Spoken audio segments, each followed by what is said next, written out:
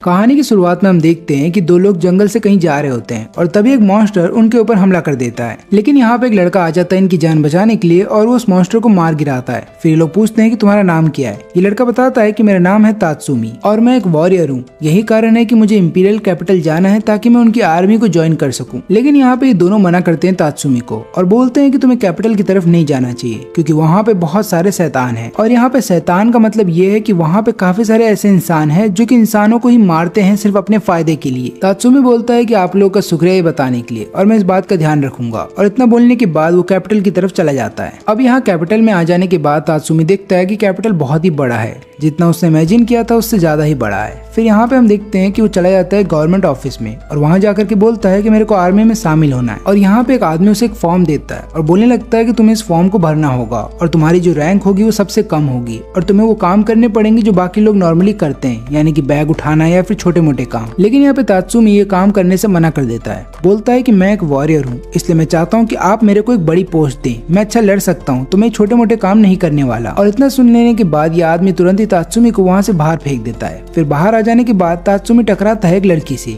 और वो उसको बताने लगती है कि मैं तुम्हारी हेल्प कर सकती हूँ तुम्हें गवर्नमेंट जॉब दिलाने में, लेकिन उससे पहले तुम्हें मेरे को एक ट्रीट देनी होगी। और फिर हम देखते हैं कि यहाँ पे तात्सुमी उसको ले जाता है एक बार के अंदर जहाँ पे ये लड़की लगातार दारू पी रही होती है। और फिर ये लड़की बताती है तात्सुमी को कि आर्मी के अंदर मेरे काफी सारे कनेक्शन है और मैं उनसे बात करके तुम्हें एक हायर पोस्ट दिलवा दूंगी, लेकिन ऐसा तभी हो सकता है जब मैं उनको पैसे दूंगी, इसलिए तुम्हारे पास जितने ही पैसे हैं वो सारे मेरे को दे दो ताकि मैं उनको दे पाऊँ और उसके बाद तुम्हारी गवर्नमेंट जॉब पक्की है। और यहाँ पे तात्सुमी इसके लिए मान जाता है और जितने भी पैसे उसने बचा के रखे थे वो सारा उस लड़की को दे देता है। और यहाँ पे लड़की उसके सारे पैसे लेकर के जा रही होती है और बोलती है कि तुम मेरा यहीं पे वेट करना। फिर तात्सुमी शाम तक वहीं पे वेट करता है, लेकिन बाद में तात्सुमी को एक वेटर बताता है कि तुम्हारा कट चुका है। पहली बात तो ये कि लड़की झूठ बोल रही थी और उसने तुम्हारा काट दिया है, अब तुम्हें तुम्हारे पैसे नहीं मिलने वाले। और अब पैसे ना होने की वजह से उसे रात स्ट्रीट के ऊपर गुजारनी पड़ती है। लेकिन तभी एक लड़की अपने दोनों बॉडीगार्ड के साथ उसके सामने आ जाती है और बोलती है कि अगर तुम्हारे पास कोई भी जगह नहीं है रात गुजारने की तो तुम हमारे घर चल सकते हो। अब यहाँ पे तात्सुमी को शक हो रहा होता है कि कहीं ये लड़की भी तो मेरे साथ धोखा नहीं करेगी, लेकिन बाद में तात्सुमी सोचता है कि उसके पास कोई ऑप्शन नहीं है, इसलिए वो लड़की पे भरोसा करता है और उसके घर चला आता है। और यहाँ घर पे आने के बाद वो देखता है कि इस लड़की का घर बहुत ही बड़ा है। ऐसा इसलिए है क्योंकि लड़की का जो फादर है वो एक गवर्नमेंट ऑफिसर है। और यहाँ पे उसकी फैमिली के सामने तात्सुमी अपने आप को इंट्रोड्यूस करता है। वो तो पहले अपना नाम बताता है और बाद में बोलने लगता है कि मैं यहाँ पे कैपिटल के अंदर इसलिए आया हूँ ताकि मैं अपने विलेज को सपोर्ट कर सकूँ, क्योंकि मेरा विलेज बहुत गरीब है। और यहाँ पे मैं अकेले नहीं आया था, मैं आया तो था अपने दोनों दोस्तों के साथ, लेकिन रास्ते में मेरे दोनों दोस्त अलग हो गए थे, इसलिए मैं सोच रहा हूँ कि काश वो लोग भी मेरे को कैपिटल के अंदर कहीं मिल जाए। और फिर यहाँ पे लड़की का जो बाप होता है वो बोलता है तात्सुमी से कि तुम चिंता मत करो, मैं तुम्हारी मदद करूंगा ताकि तुम्हें आर्मी के अंदर एक अच्छी पोस्ट दे दी जाए। फिर अगले दिन हम देखते हैं कि तात्सुमी लड़की के साथ आया होता है शॉपिंग करने के लिए। जब वो लड़की शॉपिंग कर रही होती है तब यहाँ पे तात्सुमी उसके बॉडीगार्ड से बात करता है और वो बॉडीगार्ड बताता है कि क्या तुम्हें पता है इस पूरे कैपिटल को कौन रूल कर रहा है? एक बच्चा। लेकिन ये आधी अधूरी सच्चाई है। पूरी सच्चाई ये है कि हाँ, ये बात सही है कि कैपिटल को एक बच्चा रूल कर रहा है, लेकिन उसके सारे जो फैसले होते हैं वो प्राइम मिनिस्टर के द्वारा लिए जाते हैं। लेकिन जो प्राइम मिनिस्टर है वो बहुत ही लालची है और एक बुरा इंसान है और उसने चाइल्ड एम्परर को अपने वश में कर रखा है। यही कारण है कि चाइल्ड एम्परर उसके वश में आकर के सारे बुरे फैसले लेता है। और फिर यहाँ पे तात्सुमी समझ जाता है कि यही वो कारण है कि उसके विलेज को बहुत ज्यादा टैक्स भरना पड़ता है। तभी बॉडीगार्ड बोलता है कि इन पोस्टर्स को ध्यान से देखो, इनके ऊपर जितने भी लोग तुम्हें दिख रहे हैं इनके ग्रुप को बोला जाता है नाइट रेड और इनका जो ग्रुप है वो एक साथ मिल करके हमला करता है अमीर लोगों के ऊपर। फिर रात हो जाने के बाद हम यहाँ पे देखते हैं कि उस लड़की की जो माँ होती है वो कहीं जा रही होती है और उसके हाथ में एक डायरी होता है। फिर यहाँ पे उसकी माँ बता रही होती है कि इस डायरी के अंदर एक और आदमी का नाम लिख दिया गया है और मेरा मन करता है कि मैं ये काम लगातार करते रहूं। लेकिन तभी उसकी बॉडी के 2 टुकड़े हो जाते हैं और यहाँ पे महल के अंदर सबको पता चल जाता है कि उनके ऊपर हमला हुआ है। और यहाँ पे तात्सुमी सोच रहा होता है कि कहीं उनके महल के ऊपर नाइट रेड वालों ने हमला तो नहीं कर दिया। और तभी वो खिड़की के बाहर देखता है नाइट रेड की पूरी टीम वहाँ पे होती है और तभी एक लड़की नीचे उतरती है और उसके बाद वो एक एक करके हर एक बॉडीगार्ड की जान ले लेती है। और यहाँ घर के अंदर हम देखते हैं कि उस लड़की के फादर की भी जान ले ली जाती है। लेकिन वहीं पे दूसरी तरफ एक बॉडीगार्ड उस लड़की को लेकर के भाग रहा होता है और बोलता है कि हम लोग स्टोर रूम के अंदर जाकर के छुप जाएंगे। और जैसे वो लोग स्टोर रूम के पास पहुंचते हैं वहाँ पे तात्सुमी भी आ जाता है और यहाँ पे बॉडीगार्ड तात्सुमी को बोलता है कि तुम हमारी प्रोटेक्शन करो ताकि बाकी बॉडीगार्ड जब तक यहाँ पे नहीं आ जाए तब तक मैं जा करके इनको स्टोर रूम के अंदर छुपा देता हूँ। लेकिन तभी वहाँ पे नाइट रेड की एक मेंबर आ जाती है और तात्सुमी जैसे उसको देखता है वो लड़ने के लिए चला जाता है, लेकिन ये बोलती है कि तुम हमारे टारगेट नहीं हो और उसके बाद वो डायरेक्ट बॉडीगार्ड के पास जा करके उसकी जान ले लेती है। फिर इसके बाद ये जा रही होती है उस लड़की की जान लेने के के लिए, लेकिन यहाँ पे तात्सुमी बीच में आ जाता है। फिर इसके बाद इस लड़की को गुस्सा आ जाता है और वो लड़ने लगती है तात्सुमी से और वो हमला कर देती है उसके सीने के ऊपर। लेकिन यहाँ पे तात्सुमी को कुछ भी नहीं होता, क्योंकि यहाँ पे तात्सुमी के सीने के ऊपर एक मूर्ति होती है जो कि उसके दद्दू ने उसको दी थी सफर से पहले, और यही कारण था कि मूर्ति के ऊपर हमला हुआ, ना कि उसके ऊपर। फिर यहाँ पे तात्सुमी पूछ रहा होता है कि तुम सब लोग मिल करके इस लड़की की जान क्यों लेना चाहते हो, लेकिन यहाँ पे नाइट रेड की जो मेंबर होती है उसकी कोई बात नहीं सुनती और उसके ऊपर हमला करने के लिए चली जाती है। लेकिन तभी नाइट रेड की दूसरी मेंबर वहाँ पे आ करके उसको ऐसा करने से रोक लेती है, और फिर हमें पता चलता है कि ये वही लड़की है जिसने की तात्सुमी से पैसे लिए थे ताकि उसको जॉब दिलवा सके। अब यहाँ पे लड़की तात्सुमी को बोलने लगती है कि तुम्हें लगता है ना कि ये लड़की मासूम है, तो देखो इसका सच क्या है। तो वो लोग स्टोर रूम के अंदर जाते हैं और यहाँ पे तात्सुमी को पता चलता है कि ये लड़की जो है इसका पूरा परिवार मिल करके लोगों को टॉर्चर किया करते थे, और वो ये भी देखता है कि यहाँ पे काफी सारे लोगों की डेड बॉडी लटकी हुई है। न केवल इतना ही बल्कि केज के अंदर भी काफी सारे लोग हैं जो कि मर चुके हैं। लेकिन तभी यहाँ पे तात्सुमी को एक बहुत बड़ा झटका लगता है जब वो अपनी ही एक दोस्त को लटका हुआ देखता है, और ये वही दोस्त होती है जो कि उससे बिछड़ गई थी सफर के दौरान। और उसकी बॉडी को देखने के बाद तात्सुमी समझ जाता है कि ना तो उसके शरीर पे कपड़े हैं और ऊपर से लगातार उसे टॉर्चर किया गया है। लेकिन तभी तात्सुमी को केज के अंदर से आवाज आती है और वो देखता है कि उसका दूसरा दोस्त भी वहीं पे कैद है, और वो यहाँ पे तात्सुमी को बताता है कि इस लड़की का परिवार ईविल है, क्योंकि वो सबसे पहले तो मदद के बहाने यहाँ पे लोगों को बुलाते हैं, उसके बाद उन्हें बेहोश कर देते हैं और फिर उनकी बॉडी के ऊपर लगातार एक्सपेरिमेंट करते हैं और टॉर्चर करते हैं। तभी नाइट रेड की एक मेंबर बोलती है कि अब तुमने देख लिया कि कैपिटल की असली सच्चाई क्या है, और वो जा रही होती है लड़की को मारने के लिए। लेकिन यहाँ पे तात्सुमी बोलता है कि नहीं, तुम ऐसा कुछ भी नहीं करोगी, और यहाँ पे तात्सुमी खुद उस लड़की को मार देता है। लेकिन यहाँ पे तात्सुमी अपने दूसरे दोस्त को भी बचा नहीं पाता, क्योंकि उसको एक जहर दे दिया गया था, और यही कारण था कि उसका दोस्त धीरे धीरे मर जाता है। फिर यहाँ पे तात्सुमी जब रो रहा होता है तो ये लोग डिसाइड करते हैं कि वो लोग तात्सुमी को भी अपने साथ ले जाएंगे। यहाँ पे तात्सुमी मना करता है कि मुझे तुम्हारे ग्रुप को ज्वाइन नहीं करना, लेकिन उसके बावजूद भी ये लोग जबरदस्ती उसे अपने हाइड आउट में ले जाते हैं। और फिर अगली सुबह हम देखते हैं कि यहाँ पे तात्सुमी अपने दोनों दोस्तों के नाम पे ग्रेव बनाता है, और उसके बाद वहाँ पे फूल चढ़ाता है और बोलता है कि तुम्हारी आत्मा को शांति मिले। और तभी यहाँ पे ये लड़की आ जाती है। ये बोलती है कि मेरा नाम है लियोनी, और तुमने क्या फैसला किया, क्या तुम नाइट रेड की टीम को ज्वाइन करोगे। लेकिन यहाँ पे तात्सुमी अभी भी सोच रहा होता है कि उसे क्या करना चाहिए। तभी लियोनी बोलती है कि तुम चिंता मत करो, मैं तुम्हें बाकी मेंबर से मिलाती हूँ। और यहाँ पे पहली मेंबर का नाम होता है सील, दूसरी मेंबर का नाम होता है माइन, लेकिन माइन थोड़ी सी एरोगेंट होती है, और तीसरे मेंबर का नाम होता है बुलेट, जो कि इस ग्रुप का सबसे पावरफुल मेंबर है। और यहाँ पे उसकी फाइटिंग स्किल को देख लेने के बाद तात्सुमी भी हैरान था। और फिर यहाँ पे तात्सुमी जब बुलेट से हाथ मिलाता है तो उसे पता चलता है कि बुलेट गे है। और चौथे मेंबर का नाम होता है लबाक, जो कि इस ग्रुप का सबसे बड़ा ठरकी है। और उसके बाद वो ग्रुप के सबसे आखिरी मेंबर से मिलता है जिसका नाम होता है अकामे। और जब यहाँ पे ये लोग अकामे से मिलने के लिए आते हैं तभी ये लोग देखते हैं कि इन्हीं की ग्रुप की बॉस भी वहाँ पे होती है, और ये बॉस फिर तात्सुमी को बोलती है कि कल सुबह तुम्हारे साथ एक मीटिंग है। और यहाँ पे इनकी जो बॉस होती है वो तात्सुमी से पूछती है कि तुम हमारा ग्रुप ज्वाइन करने वाले हो या नहीं। फिर यहाँ पे तात्सुमी बताता है कि मेरे को इंपीरियल कैपिटल का जो आर्मी है उसको ज्वाइन करना था, ताकि मैं अपने विलेज के अंदर हो रही गरीबी को खत्म कर सकूं। तभी वहाँ पे बुलेट बोलता है कि तुम्हारे अकेले विलेज में गरीबी नहीं चल रही है, और भी काफी सारे ऐसे विलेज हैं जहाँ पे बहुत ज्यादा बुरा हाल है, और ये सब इसलिए हो रहा है क्योंकि कैपिटल के अंदर बहुत ज्यादा करप्शन है, और इसलिए हमारा ग्रुप यही कोशिश कर रहा है कि हम लगातार करप्शन को खत्म कर सके। लेकिन यहाँ पे तात्सुमी बोलता है कि कैसे हो पाएगा, केवल कुछ लोगों को मार के तो हम करप्शन खत्म नहीं कर सकते। फिर यहाँ पे उनकी बॉस बताती है कि देखो, हमारा ग्रुप बहुत ही छोटा है, लेकिन हमारा जो ग्रुप है वो ऑलरेडी एक बहुत बड़े ग्रुप के साथ काम कर रहा है, और उनका मकसद ये है कि गवर्नमेंट में हो रहे करप्शन को खत्म किया जा सके, और जितने भी ऑफिसर्स इस करप्शन के जिम्मेदार हैं उन सबको मार दिया जाए। हमारा काम इतना रहता है कि हमें इन्फॉर्मेशन पहुंचानी है उस ग्रुप तक, ताकि वो लोग जा करके उनको मार सके। फिर यहाँ पे तात्सुमी बोलता है कि तब तो हम अच्छे लोग हुए क्योंकि हम बुरे लोगों को मार रहे हैं। लेकिन यहाँ पे लियोनी बोलती है कि ऐसा नहीं है, क्योंकि हम भी करप्शन खत्म करने के लिए लोगों की जान ले रहे हैं, तो एक तरीके से हम भी क्रिमिनल्स हैं। और याद रखना, अगर हम में से कोई भी पकड़ा जाता है तो हमें बेगुनाह साबित नहीं किया जा सकेगा। इसका मतलब ये है कि अगर हम पकड़े गए तो हमें मार दिया जाएगा। लेकिन आखिरी में तात्सुमी बोलता है कि ठीक है, मैं तुम्हारे ग्रुप को ज्वाइन करने के लिए तैयार हूँ, ताकि मैं मदद कर सकूँ लोगों की। फिर यहाँ पे उनकी बॉस बताती है कि ठीक है, अगर तुम ऐसा चाहते हो तो तुम्हें सबसे पहले अकामे के अंडर रहना होगा और ट्रेनिंग करनी होगी। लेकिन यहाँ पे तात्सुमी देखता है कि अकामे के अंडर रहने की वजह से उसकी कोई ट्रेनिंग नहीं हो रही है, बल्कि वो लगातार लोगों के लिए खाना बना रहा है, और इनफैक्ट उसे पता चलता है कि बाकी मेंबर्स काम पे जा रहे हैं और वो केवल यहाँ पे बैठ के खाना बना रहा है। फिर इसके बाद अकामे उसे सिखाती है कि तुम बिना फिशिंग नेट की मदद से कैसे मछली पकड़ सकते हो। फिर यहाँ पे ये चारों जो बैठ के खाना खा रहे होते हैं, तब यहाँ पे लियोनी बताती है कि हमारे पास एक नया मिशन है जिसके अंदर हमें इन दोनों की जान लेनी होगी। और मुझे मेरे क्लाइंट से पता चला है कि गमाल एक ऑयल मर्चेंट है जो कि काफी सारे बुरे काम करता है, लेकिन वो जाकर के पैसे दे देता है ओगर को, जिसके बाद ओगर किसी मासूम को फंसा देता है और यहाँ पे गमाल के ऊपर सारे चार्जेस हटा देता है। और ऐसा ही हुआ है मेरे क्लाइंट के हस्बैंड के साथ, जिसकी वजह से उनकी जान चली गई है। इसलिए मेरा क्लाइंट चाहता है कि इन दोनों की जान ले ली जाए। फिर यहाँ पे बॉस बोलती है कि ठीक है, तुम इस मिशन को कंप्लीट कर सकती हो, लेकिन इसको करने के लिए मेरी कुछ शर्त है। यहाँ पे तुम दोनों जाओगे गमाल के पीछे और वहीं पे तात्सुमी जाएगा ओगर के पीछे उसको मारने के लिए। लेकिन यहाँ पे अकामे बोलती है कि वो ऐसा नहीं कर पाएगा, ओगर बहुत ज्यादा ताकतवर है। लेकिन बॉस बोलती है कि उसे ये करना ही होगा, अगर वो ऐसा नहीं कर पाता तो वो इस ग्रुप में नहीं रह सकता। अब यहाँ पे तात्सुमी ऐसा करने के लिए मान जाता है। वो बहुत ज्यादा एक्साइटेड लग रहा था, लेकिन अकामे बोलती है कि ज्यादा एक्साइटेड होने की जरूरत नहीं है। जब तक काम कंप्लीट नहीं हो जाता तब तक हम यही मान के चलते हैं कि अभी तक से मिशन कंप्लीट नहीं हुआ है। फिर इसके बाद ये दोनों एक जगह पे आ जाते हैं जहाँ पे इन्हें ओगर मिलेगा, क्योंकि ओगर अक्सर इसी जगह पे आया करता है। और यहीं पे लियोनी जो है वो तात्सुमी को अकामे के बारे में बताती है। वो बोलती है कि अकामे को उसकी बहन के साथ अगवा कर लिया गया था कुछ कैपिटलिस्ट के द्वारा। न केवल उन दोनों को बल्कि काफी सारे बच्चों को भी अगवा कर लिया गया था और उन सबको ट्रेनिंग दी जा रही थी असैसिन बनने की। लेकिन ट्रेनिंग इतनी ज्यादा हार्ड थी कि आखिरी तक केवल अकामे ही बच पाई और उसके बाद अकामे ने काफी सारे मिशन को कंप्लीट किया।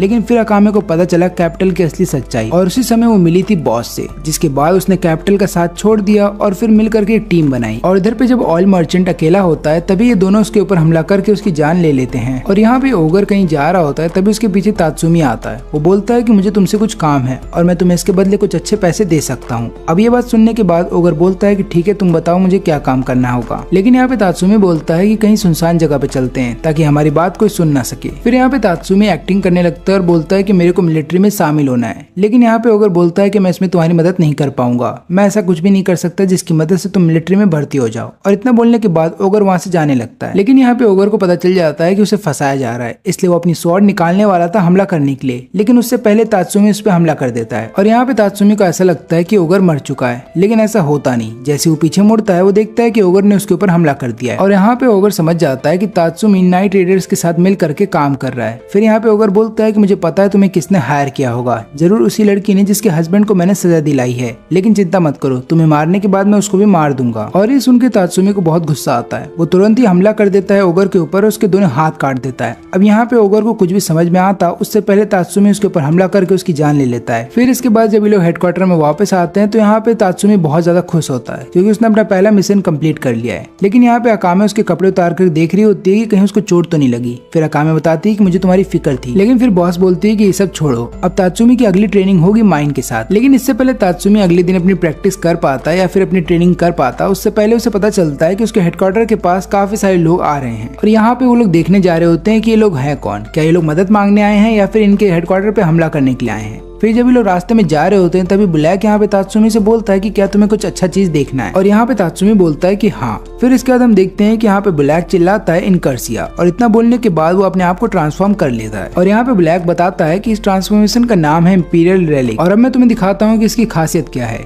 लेकिन वहीं पे दूसरी तरफ हम देखते हैं कि यहाँ पे अकामे को 3 ट्रेटर मिल जाते हैं जो लोग इनके हेडक्वार्टर के पास आ रहे थे, और तुरंत ही अकामे उन तीनों के ऊपर हमला करके उनके गले काट देती है। लेकिन यहाँ पे हमें एक और बात पता चलती है कि अकामे की स्वॉर्ड के अंदर जहर लगा हुआ है, इसलिए अकामे की स्वॉर्ड के हमले से अगर आप बच भी जाते हैं लेकिन आपकी बॉडी के ऊपर अगर हल्का सा कट लग गया तो जहर आपको मार देगा। और यहाँ पे माइन भी नजर रख रही थी एक ट्रेटर के ऊपर जो लगातार भाग रहा था, और तुरंत ही माइन उसको मारने वाली थी, लेकिन उससे पहले एक और ट्रेटर उसके पीछे से आ जाता है। लेकिन ये एक ट्रैप था जो कि माइन और सैले के द्वारा किया जा रहा था, जिसके बाद सैले तुरंत ही पीछे से आकर के उस ट्रेटर की जान ले लेती है। और यहाँ पे हम देखते हैं लबाक को, जिसने एक ट्रेटर को पकड़ लिया होता है। लेकिन ये ट्रेटर एक लड़की होती है और लड़की बोलती है कि मैं कुछ भी करूंगी लेकिन मेरे को जाने दो। लेकिन यहाँ पे लबाक बोलता है कि सॉरी पर मैं ऐसा नहीं कर सकता, जिसके बाद लबाक उसकी जान ले लेता है। और यहाँ पे तात्सुमी भी एक ट्रेटर को मार देता है, लेकिन तभी वो देखता है कि बुलेट के ऊपर काफी सारे ट्रेटर एक साथ हमला कर देते हैं। लेकिन यहाँ पे बुलेट केवल एक ही हमले में उन सबकी जान ले लेता है, और ये चीज देख लेने के बाद तात्सुमी भी हैरान था। फिर अगले दिन हम देखते हैं कि तात्सुमी की ट्रेनिंग स्टार्ट हो जाती है माइन के साथ, और माइन बोलती है कि हमें केस को इन्वेस्टिगेट करने जाना होगा बाहर, और बाहर ले जाकर के वो लगातार उसे शॉपिंग करा रही थी। तो यहाँ पे तात्सुमी बोलता है कि ये सब बहुत बोरिंग है। लेकिन तभी माइन उसे ले जाती है पब्लिक एग्जीक्यूशन के पास, और यहाँ पे उसको बताती है कि ध्यान से देखो, यहाँ पे जो मासूम लोग हैं उन्हें अधमरा करके छोड़ दिया गया है और वो धीरे धीरे सबके सामने मर रहे हैं। और ये हाल उन सबका होता है जो भी प्राइम मिनिस्टर के खिलाफ जाने की कोशिश करता है। फिर अगले दिन बॉस इन सबको बताती है कि तुम्हें एक आदमी को मारना होगा जो कि प्राइम मिनिस्टर का रिलेटिव है, उसका नाम है एडिको। जा करके एक टीम की तरह काम करो और उसको मार दो। और यहाँ रात में जब एडिको एक फंक्शन के अंदर होता है तभी माइन उसके ऊपर लगातार नजर रख रही थी, और यहाँ पे फिर माइन अपने स्नाइपर से गोली चलाती है और उसकी जान ले लेती है। और जैसे ऐसा होता है तुरंत ही गार्ड अलर्ट हो जाते हैं और लोग ढूंढ रहे होते हैं कि ये सब किसने किया। लेकिन हम देखते हैं कि यहाँ पे नाइट रेड के बाकी मेंबर्स सभी गार्ड्स को एक एक करके मार रहे होते हैं। और यहाँ पे हम देखते हैं कि माइन जब तात्सुमी के साथ जा रही होती है तब उसे अपनी सच्चाई बताती है। वो बोलती है कि मेरा जो जन्म है वेस्ट साइड में हुआ था कैपिटल के,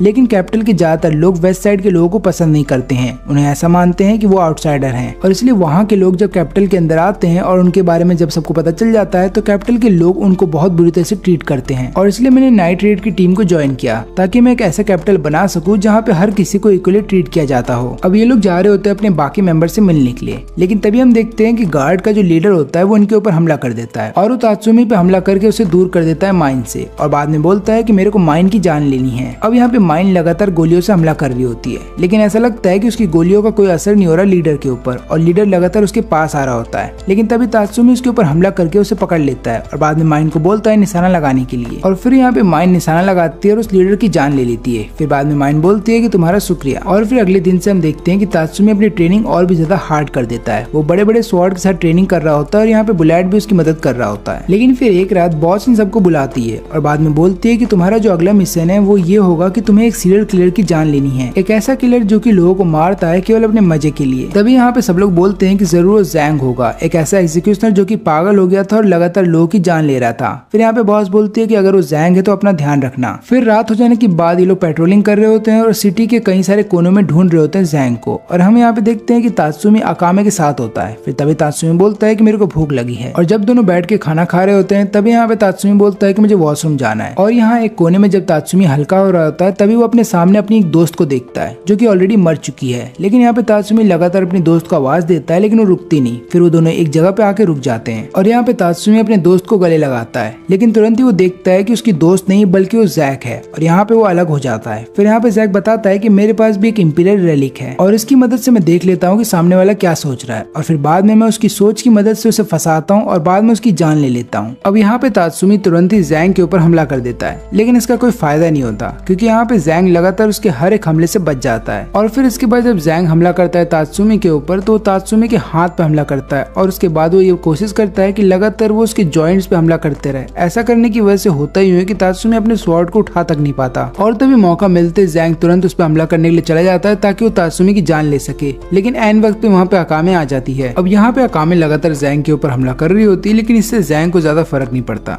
जैंग लगातार उसके हर एक हमले को डॉज भी कर रहा था और ब्लॉक भी कर ले रहा था क्योंकि यहाँ पे जैंग पहले ही अकामे के हर एक हमले को पहले ही पढ़ ले रहा था उसके दिमाग से। उसको पता चल जा रहा था कि अकामे कहाँ पे हमला करेगी और कैसे हमला करेगी और यही कारण था कि वो बहुत आराम से अकामे से लड़ पा रहा था। और यहाँ पे अकामे को भी पता चल जाता है कि अगर उसे जैंग को हराना है तो उसे कुछ भी नहीं सोचना होगा, उसे अपना दिमाग को खाली करना होगा और ऐसा हमला करना होगा जो जैंग ने कभी सोचा ना हो। फिर इसके बाद अकामे एक जगह पे रुक जाती है और कुछ भी नहीं सोचती और उसके बाद डायरेक्ट हमला करने चली जाती है जैंग के ऊपर सामने से, लेकिन जैंग इस हमले को भी रोक लेता है। और फिर यहाँ पे जैंग बताता है कि मैं केवल तुम्हारे दिमाग को नहीं बल्कि तुम्हारे मसल मूवमेंट को भी देख करके बता सकता हूँ कि तुम कहाँ पे हमला करने वाली हो। और फिर इसके बाद जैंग एक इल्यूजन क्रिएट करता है जहाँ पे वो अकामे को दिखाता है कि जिस आदमी से तुम लड़ रही हो वो तुम्हारी ही बहन है और इसके बाद वो हमला करने के लिए चला जाता है अकामे के ऊपर। लेकिन यहाँ पे उसको ऐसा लग रहा था कि अकामे हमला नहीं करेगी, लेकिन यहाँ पे अकामे और भी जोर से हमला करने लगती है और फिर अकामे बताती है कि मेरी बहन मुझसे प्यार करती थी इसलिए वो कभी मुझ पे हमला करेगी ही नहीं। और इतना बोलने के बाद अकामे लगातार फिर जैंग के ऊपर हमला करने लगती है। वो इतनी ज्यादा रफ्तार में हमला कर रही होती है कि यहाँ पे जैंग को भी समझ में नहीं आता कि उसे क्या करना चाहिए और जब तक उसे कुछ समझ में आता है तब तक उसके जो दोनों ब्लेड थे वो टूट जाते हैं। और फिर इसके बाद यहाँ पे अकामे उसका गला काट देती है। फिर अगले दिन तात्सुमी की ट्रेनिंग स्टार्ट हो जाती है सैले के साथ और यहाँ पे सैले उसे एक हैवी आर्मर पहना करके पानी के अंदर भेज देती है और बताती है कि ट्रेनिंग बहुत जरूरी है ताकि तुम अपना खुद का वेट उठा सको। फिर यहाँ पे तात्सुमी बोलता है कि पर मैंने तो तुम्हें घर का कोई भी काम करते हुए नहीं देखा, ऐसा क्यों है। फिर यहाँ पे सैले बताती है कि मैं घर के काम में बहुत बुरी हूँ। फिर यहाँ पे तात्सुमी पूछता है कि पर तुमने इस टीम को ज्वाइन क्यों किया। फिर यहाँ पे सैले बताती है कि मैं ओल्ड एरिया में रहती हूँ कैपिटल के और वहाँ पे मैं जितने भी छोटे काम किया करती थी मैं उसमें कुछ ना कुछ गलत कर देती थी, जिसकी वजह से होता ही था कि लोग मेरे को नापसंद करते थे और लगातार मेरे को चिढ़ाते थे। लेकिन मेरी एक ऐसी दोस्त थी जो मेरे को बहुत पसंद करती थी और उसके साथ टाइम स्पेंड करना मेरे को बहुत अच्छा लगता था। लेकिन एक दिन मेरे दोस्त का जो एक्स बॉयफ्रेंड था वो वहाँ पे आ जाता है और वो बेमतलब का ही मेरी दोस्त को मारने की कोशिश कर रहा होता है। तब यहाँ पे मैंने अपने हाथ में एक चाकू उठा लिया था और उसकी मदद से मैंने उसका गला काट दिया और ऐसा करने के बाद मेरे को बहुत अच्छा महसूस हुआ। लेकिन मेरी दोस्त के ऊपर इसका बहुत बुरा असर हुआ, उसको बहुत ज्यादा डर लगने लगा और उसने मुझसे बात ही करना छोड़ दिया। लेकिन बाद में मेरे को ये बात पता चली कि जिस आदमी की मैंने जान ली थी उसके कुछ साथियों ने मिल करके मेरे दोस्त के परिवार वालों को मार दिया है। फिर बाद में मैंने उन सभी आदमियों को मार दिया और क्योंकि किसी की जान लेने से मेरे को खुशी मिलती होती है, इसलिए मैंने इस टीम को ज्वाइन कर लिया। फिर अगले दिन हम देखते हैं कि यहाँ पे तात्सुमी बॉस को जाकर के बोलता है कि मेरे को भी एक रेलिक चाहिए। फिर वो बोलती है कि ठीक है, इस बुक के अंदर देखो काफी सारे रेलिक हैं, तुम्हें जो भी रेलिक चाहिए तुम बोलो, हम तुम्हारे लिए ले आएंगे। लेकिन यहाँ पे तात्सुमी बोलता है कि सबसे पावरफुल रेलिक कौन सा है। फिर बॉस बताती है कि सबसे पावरफुल रेलिक एक लड़की के पास है जिसकी मदद से वो आइस बना सकती है, और बोला जाता है कि वो भी फिलहाल के लिए गई है नॉर्थर्न ट्राइब के प्रिंस के ऊपर हमला करने के लिए, क्योंकि नॉर्थर्न ट्राइब का प्रिंस आज तक किसी से नहीं हारा। लेकिन हम यहाँ पे देखते हैं कि नॉर्थर्न ट्राइब का जो प्रिंस है वो हार चुका है और लड़की उसको अपना पालतू पेट बना के रखती है। और यहाँ पे हम देखते हैं कि चाइल्ड एम्परर के सामने एक आदमी आकर के बताता है कि नाइट रेड्स की पावर बढ़ते जा रही है, हमें जल्द से जल्द उन्हें खत्म करना होगा। तो यहाँ पे प्राइम मिनिस्टर बोलता है कि चिंता मत करो, नॉर्थ ट्राइब का जो प्रिंस है वो हार चुका है, इसलिए वहाँ का जो जनरल है जिसका नाम है एसडेथ, उसको यहाँ पे बुला लो और उसको बोलो कि जाकर के नाइट रेड के हर एक मेंबर को खत्म कर दे। और ये एसडेथ वही है जिसके पास आइस रेलिक की पावर है। और फिर अगले दिन जब तात्सुमी यहाँ पे लियोनी के साथ घूम रहा होता है, तभी हम देखते हैं कि काफी सारे लोग उनके पीछे पड़ जाते हैं, क्योंकि इन सबके पैसे लियोनी ने लूट लिए होते हैं। तब हम देखते हैं कि दोनों भागने लगते हैं, लेकिन फिर रास्ते में दोनों बिछड़ जाते हैं और यहाँ पे तात्सुमी को समझ में नहीं आता कि उसे कहाँ जाना चाहिए। तभी उसके सामने एक लड़की आती है, वो बताती है कि मैं कैपिटल की एक गार्ड हूँ और ये जो कुत्ता तुम देख रहे हो ये कोई कुत्ता नहीं बल्कि मेरा इंपीरियल रेलिक है, इसका नाम है कोरो। और फिर इसके बाद ये गार्ड तात्सुमी को एक जगह पे ले आकर के छोड़ देती है। फिर यहाँ पे तात्सुमी बोलता है कि आपका शुक्रिया, मैं यहाँ से अपने घर चला जाऊंगा। अब हम देखते हैं कि यहाँ पे जब ये गार्ड जा रही होती है तो लगातार यही सोच रही होती है कि मुझे नाइट रेड से बदला लेना है। अब ऐसा इसलिए है क्योंकि लड़की ओगर को अपना गुरु मानती थी और उसको ऐसा लगता है कि नाइट रेड ने मेरे गुरु की जान ली है, इसलिए मैं उन सबको मार दूंगी। और फिर रात हो जाने के बाद लियोनी और तात्सुमी मिल जाते हैं। फिर इसके बाद दोनों मिल करके रेड लाइट एरिया में चले जाते हैं अपने मिशन को कंप्लीट करने के लिए। और यहाँ पे लियोनी बताती है कि हमें एक ऐसे आदमी को मारना होगा जो कि रेड लाइट एरिया में लड़कियां सप्लाई करता है, न केवल लड़कियां सप्लाई करता है बल्कि उनको ड्रग्स भी देता है। और फिर इसके बाद ये दोनों उस घर में चले आते हैं जहाँ पे वो आदमी था और फिर एक एक करके वहाँ के सभी लोगों की जान ले लेते हैं और आखिरी में उस आदमी को भी मार देते हैं। फिर ये दोनों जब यहाँ से जा रहे होते हैं तो इनकी बातों से हमें पता चलता है कि इनके अलावा एक और टीम है जो मिशन पे आई है और ये टीम होती है माइन और सैले की। और ये दोनों ही अपना मिशन कंप्लीट करके जब वहाँ से जा रहे होते हैं तभी इनके सामने वो लड़की आ जाती है जिसने तात्सुमी की मदद की थी। और ये लड़की बताती है कि मेरा नाम है सीरियू और यहाँ पे मैं आई हूँ तुम लोगों से बदला लेने के लिए, क्योंकि तुमने मेरे डैड और मेंटोर ओगर की जान ले ली है। और तभी माइन यहाँ पे लगातार हमला कर देती है सीरियू के ऊपर, लेकिन बीच में ही कोरो आ जाता है और वो सारी गोलियां अपने ऊपर ले लेता है। लेकिन हम देखते हैं कि यहाँ पे कोरो को कुछ भी नहीं होता, वो अपनी बॉडी को फिर से रीजनरेट कर लेता है। और ये चीज देख लेने के बाद ये दोनों समझ जाते हैं कि उस लड़की का ये रेलिक है। अब ये दोनों सोचते हैं कि हमें लगातार उस रेलिक पे हमला करना होगा। ये दोनों ऐसा करते भी हैं, लेकिन उसके बावजूद भी वो रेलिक लगातार अपने आप को रीजनरेट कर रहा होता है। तब यहाँ पे माइन बताती है कि ऐसा करने से कुछ नहीं होगा, क्योंकि ऐसे रेलिक को बोला जाता है ऑर्गेनिक रेलिक, जिनके अंदर जान होती है। और अगर इस रेलिक को खत्म करना है तो हमें इसके कोर को डिस्ट्रॉय करना होगा। और इतना बोलने के बाद माइन लगातार हमला कर रही होती है उस इंपीरियल रेलिक के ऊपर। वो सोच रही होती है कि कैसे भी करके उसे इसका कोर पता करना होगा, इसलिए वो लगातार बड़े हमले कर रही होती है। और हम यहाँ पे देखते हैं कि उतने देर में सीरियू एक सीटी बजाती है। अब ये सीटी इसलिए बजाई जाती है ताकि बाकी गार्ड्स को भी वहाँ पे बुलाया जा सके, लेकिन तुरंत ही सैले उसके ऊपर हमला करने के लिए चली जाती है। और यहाँ पे सैले सोचती है कि अगर इस इंपीरियल रेलिक का मालिक मर जाए तो हो सकता है इंपीरियल रेलिक भी काम करना बंद कर दे। और फिर यहाँ पे सैले लगातार सीरियू के ऊपर हमला करके उसके दोनों हाथ काट देती है। लेकिन यहाँ पे सीरियू के हाथों में हथियार छुपे हुए थे और उसकी मदद से वो लगातार सैले के ऊपर हमला कर रही होती है, लेकिन सैले उसके हर एक हमले से बच जाती है और बाद में उसके उन दोनों हाथों को भी काट देती है जिनके अंदर हथियार छुपे हुए थे। और तभी यहाँ पे सीरियू अपने रेलिक को बोलती है कि फुल पावर में हमला करो। और हम यहाँ पे देखते हैं कि उसका रेलिक एक बर्जर्क मोड में आ जाता है और फिर लगातार हमला करने लगता है माइन के ऊपर और माइन को आखिरी में पकड़ लेता है। और फिर यहाँ पे उसका जो रेलिक होता है वो माइन को अपने हाथ से कुचलने वाला था, लेकिन तुरंत ही वहाँ पे सैले आ जाती है और उसका एक हाथ काट के माइन की जान बचा लेती है। लेकिन तभी सैले को एक गोली लगती है जो कि सीरियू ने अपने मुंह के अंदर चलाई थी, क्योंकि उसने अपने मुंह के अंदर एक हथियार को छुपा के रखा था। और यहाँ पे सीरियू के रेलिक को एक मौका मिल जाता है और वो तुरंत ही सैले के ऊपर हमला करके उसके बॉडी के 2 टुकड़े कर देता है। अब यहाँ पे ये चीज देख करके माइन को बहुत गुस्सा आता है, वो सोचती है बदला लेने का, लेकिन माइन का एक हाथ बहुत बुरी तरह से जख्मी था, जिसके बाद वो अपने हथियार को ढंग से इस्तेमाल नहीं कर पा रही थी।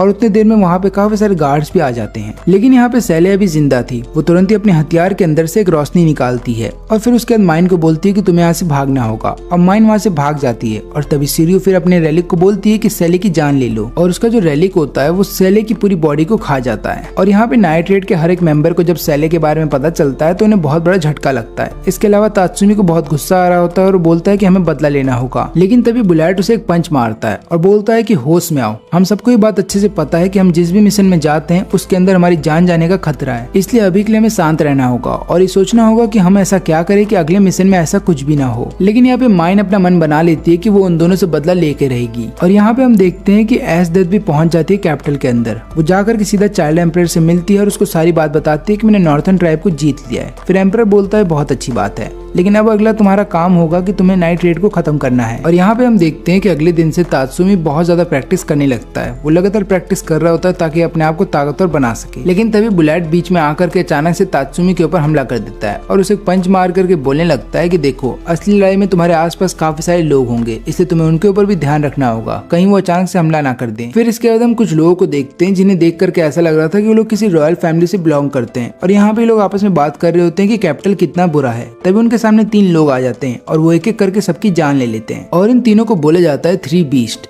जिन्हें एसडेथ ने भेजा था ताकि उस रॉयल फैमिली को खत्म कर सके। और ये लोग बहुत ही ब्रूटल वे में हर एक को मारते हैं और वहां से जाने से पहले ये लोग एक पर्चा फेंक देते हैं वहां पे जिसके ऊपर नाइट रेड का सिंबल था। और यहाँ पे इनकी बॉस सबको बताने लगती है कि एसडेथ बहुत ही गलत काम कर रही है, वो सभी मासूम लोगों को मार दे रही है जो कि कैपिटल के खिलाफ है। और आखिरी में मारने के बाद वहाँ पे एक पर्चा डाल दे रही है नाइट रेड का, ताकि सबको ये लगे कि नाइट रेड ने किया है। लेकिन हम नहीं चाहते कि वो एक एक करके सभी रॉयल फैमिली के मेंबर या फिर वीआईपीज को मार दे, क्योंकि ये सारे वो वीआईपीज हैं जो कि गवर्नमेंट के हटने के बाद कैपिटल को चलाएंगे और हम इतना बड़ा रिस्क नहीं ले सकते। इसलिए लियोने तुम चले जाओ एसडेथ के ऊपर नजर रखने के लिए और बाकी जो मेंबर्स हैं वो सारे आपस में बढ़ जाएंगे 2 टीम में और फिर उसके बाद इधर उधर चले जाएंगे ताकि लोग बाकी वीआईपीज के ऊपर नजर रख सके, ताकि उनको कोई ना मार दे। और इसके बाद हर कोई अलग अलग जगह पे चला जाता है ताकि बाकी वीआईपीज के ऊपर नजर रखी जा सके, ताकि उनको कोई ना मार दे। और यहाँ पे हम देखते हैं कि तात्सुमी बुलेट के साथ एक शिप के ऊपर आ जाता है। लेकिन यहाँ पे आने के बाद हम देखते हैं कि अचानक से तात्सुमी को एक आवाज सुनाई देती है, जिसके बाद तात्सुमी को नींद आ रहा होता है। लेकिन उसके अलावा जितने भी उसके आसपास लोग होते हैं वो सब पहले ही सो जाते हैं वो आवाज सुनने के बाद। लेकिन यहाँ पे तात्सुमी कैसे भी करके अपने आप को संभालता है और शिप के बीचों बीच खड़ा हो जाता है। और तभी उसके सामने एक बीस्ट आ जाता है। वो समझ जाता है कि तात्सुमी नाइट रेड का ही एक मेंबर है, इसलिए वो तात्सुमी को एक स्वॉर्ड देता है ताकि दोनों के बीच में फाइट हो सके।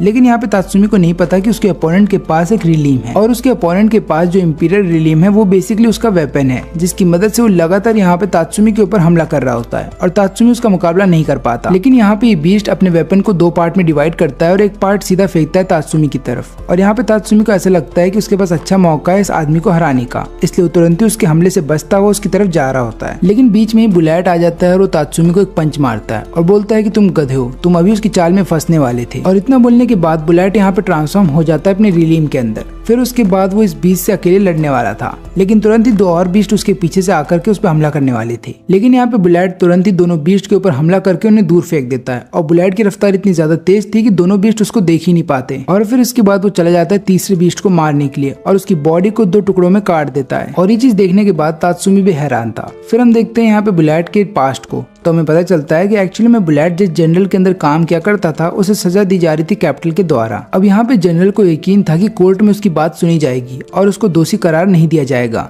लेकिन ऐसा होता नहीं, बल्कि कोर्ट में भी सब लोग यही बोलते हैं कि सारी गलती जनरल की है और यहाँ पे जनरल को उम्र कैद की सजा हो जाती है। अब जनरल के जेल में जाने के बाद हर कोई बुलेट पे भी शक कर रहा होता है और बुलेट के ऊपर भी वो लोग गलत आरोप लगा देते हैं और उसके बाद उसको भी जेल में डाला जा रहा था। लेकिन यहाँ पे बुलेट अपने रिलीम का इस्तेमाल करके वहाँ से भाग जाता है। लेकिन यहाँ प्रेजेंट में हम देखते हैं कि उन 2 बीस्ट में से एक बीस्ट का नाम होता है लीवर और यही वो जनरल होता है जिसके अंडर में बुलेट काम किया करता था। और तभी लीवर यहाँ पे बुलेट के सामने आता है और बोलता है कि मेरे पास भी एक रिलीम है और इसकी मदद से मैं पानी को कंट्रोल कर सकता हूँ। फिर हम देखते हैं कि वो अचानक से बुलेट के ऊपर हमला कर देता है और यहाँ पे बुलेट चला जाता है लीवर से लड़ने के लिए और उतनी देर में तात्सुमी चला जाता है उस दूसरे बीस्ट को मारने के लिए। लेकिन उस दूसरे बीस्ट की जो स्पीड होती है वो इतनी ज्यादा होती है कि तात्सुमी को कुछ भी समझ में नहीं आ रहा होता है, लेकिन वो कैसे भी करके लगातार लड़ रहा होता है क्योंकि उसने अकामे के साथ बहुत ट्रेनिंग की होती है। और उस ट्रेनिंग का ही नतीजा है कि यहाँ पे तात्सुमी अपने अपोनेंट से लड़ पा रहा है। और यहाँ पे लीवर जो है लगातार अपने स्पेशल अटैक का इस्तेमाल करता है ताकि बुलेट को हराया जा सके, लेकिन बुलेट तब भी नहीं हारता। फिर यहाँ पे लीवर बोलता है कि बुलेट, हमने काफी सारी लड़ाई एक साथ लड़ी हैं, इसलिए मेरे को पता है कि तुम किस तरीके से अटैक करते हो। और इतना बोलने के बाद वो बुलेट के ऊपर लगातार पानी से अटैक कर रहा होता है।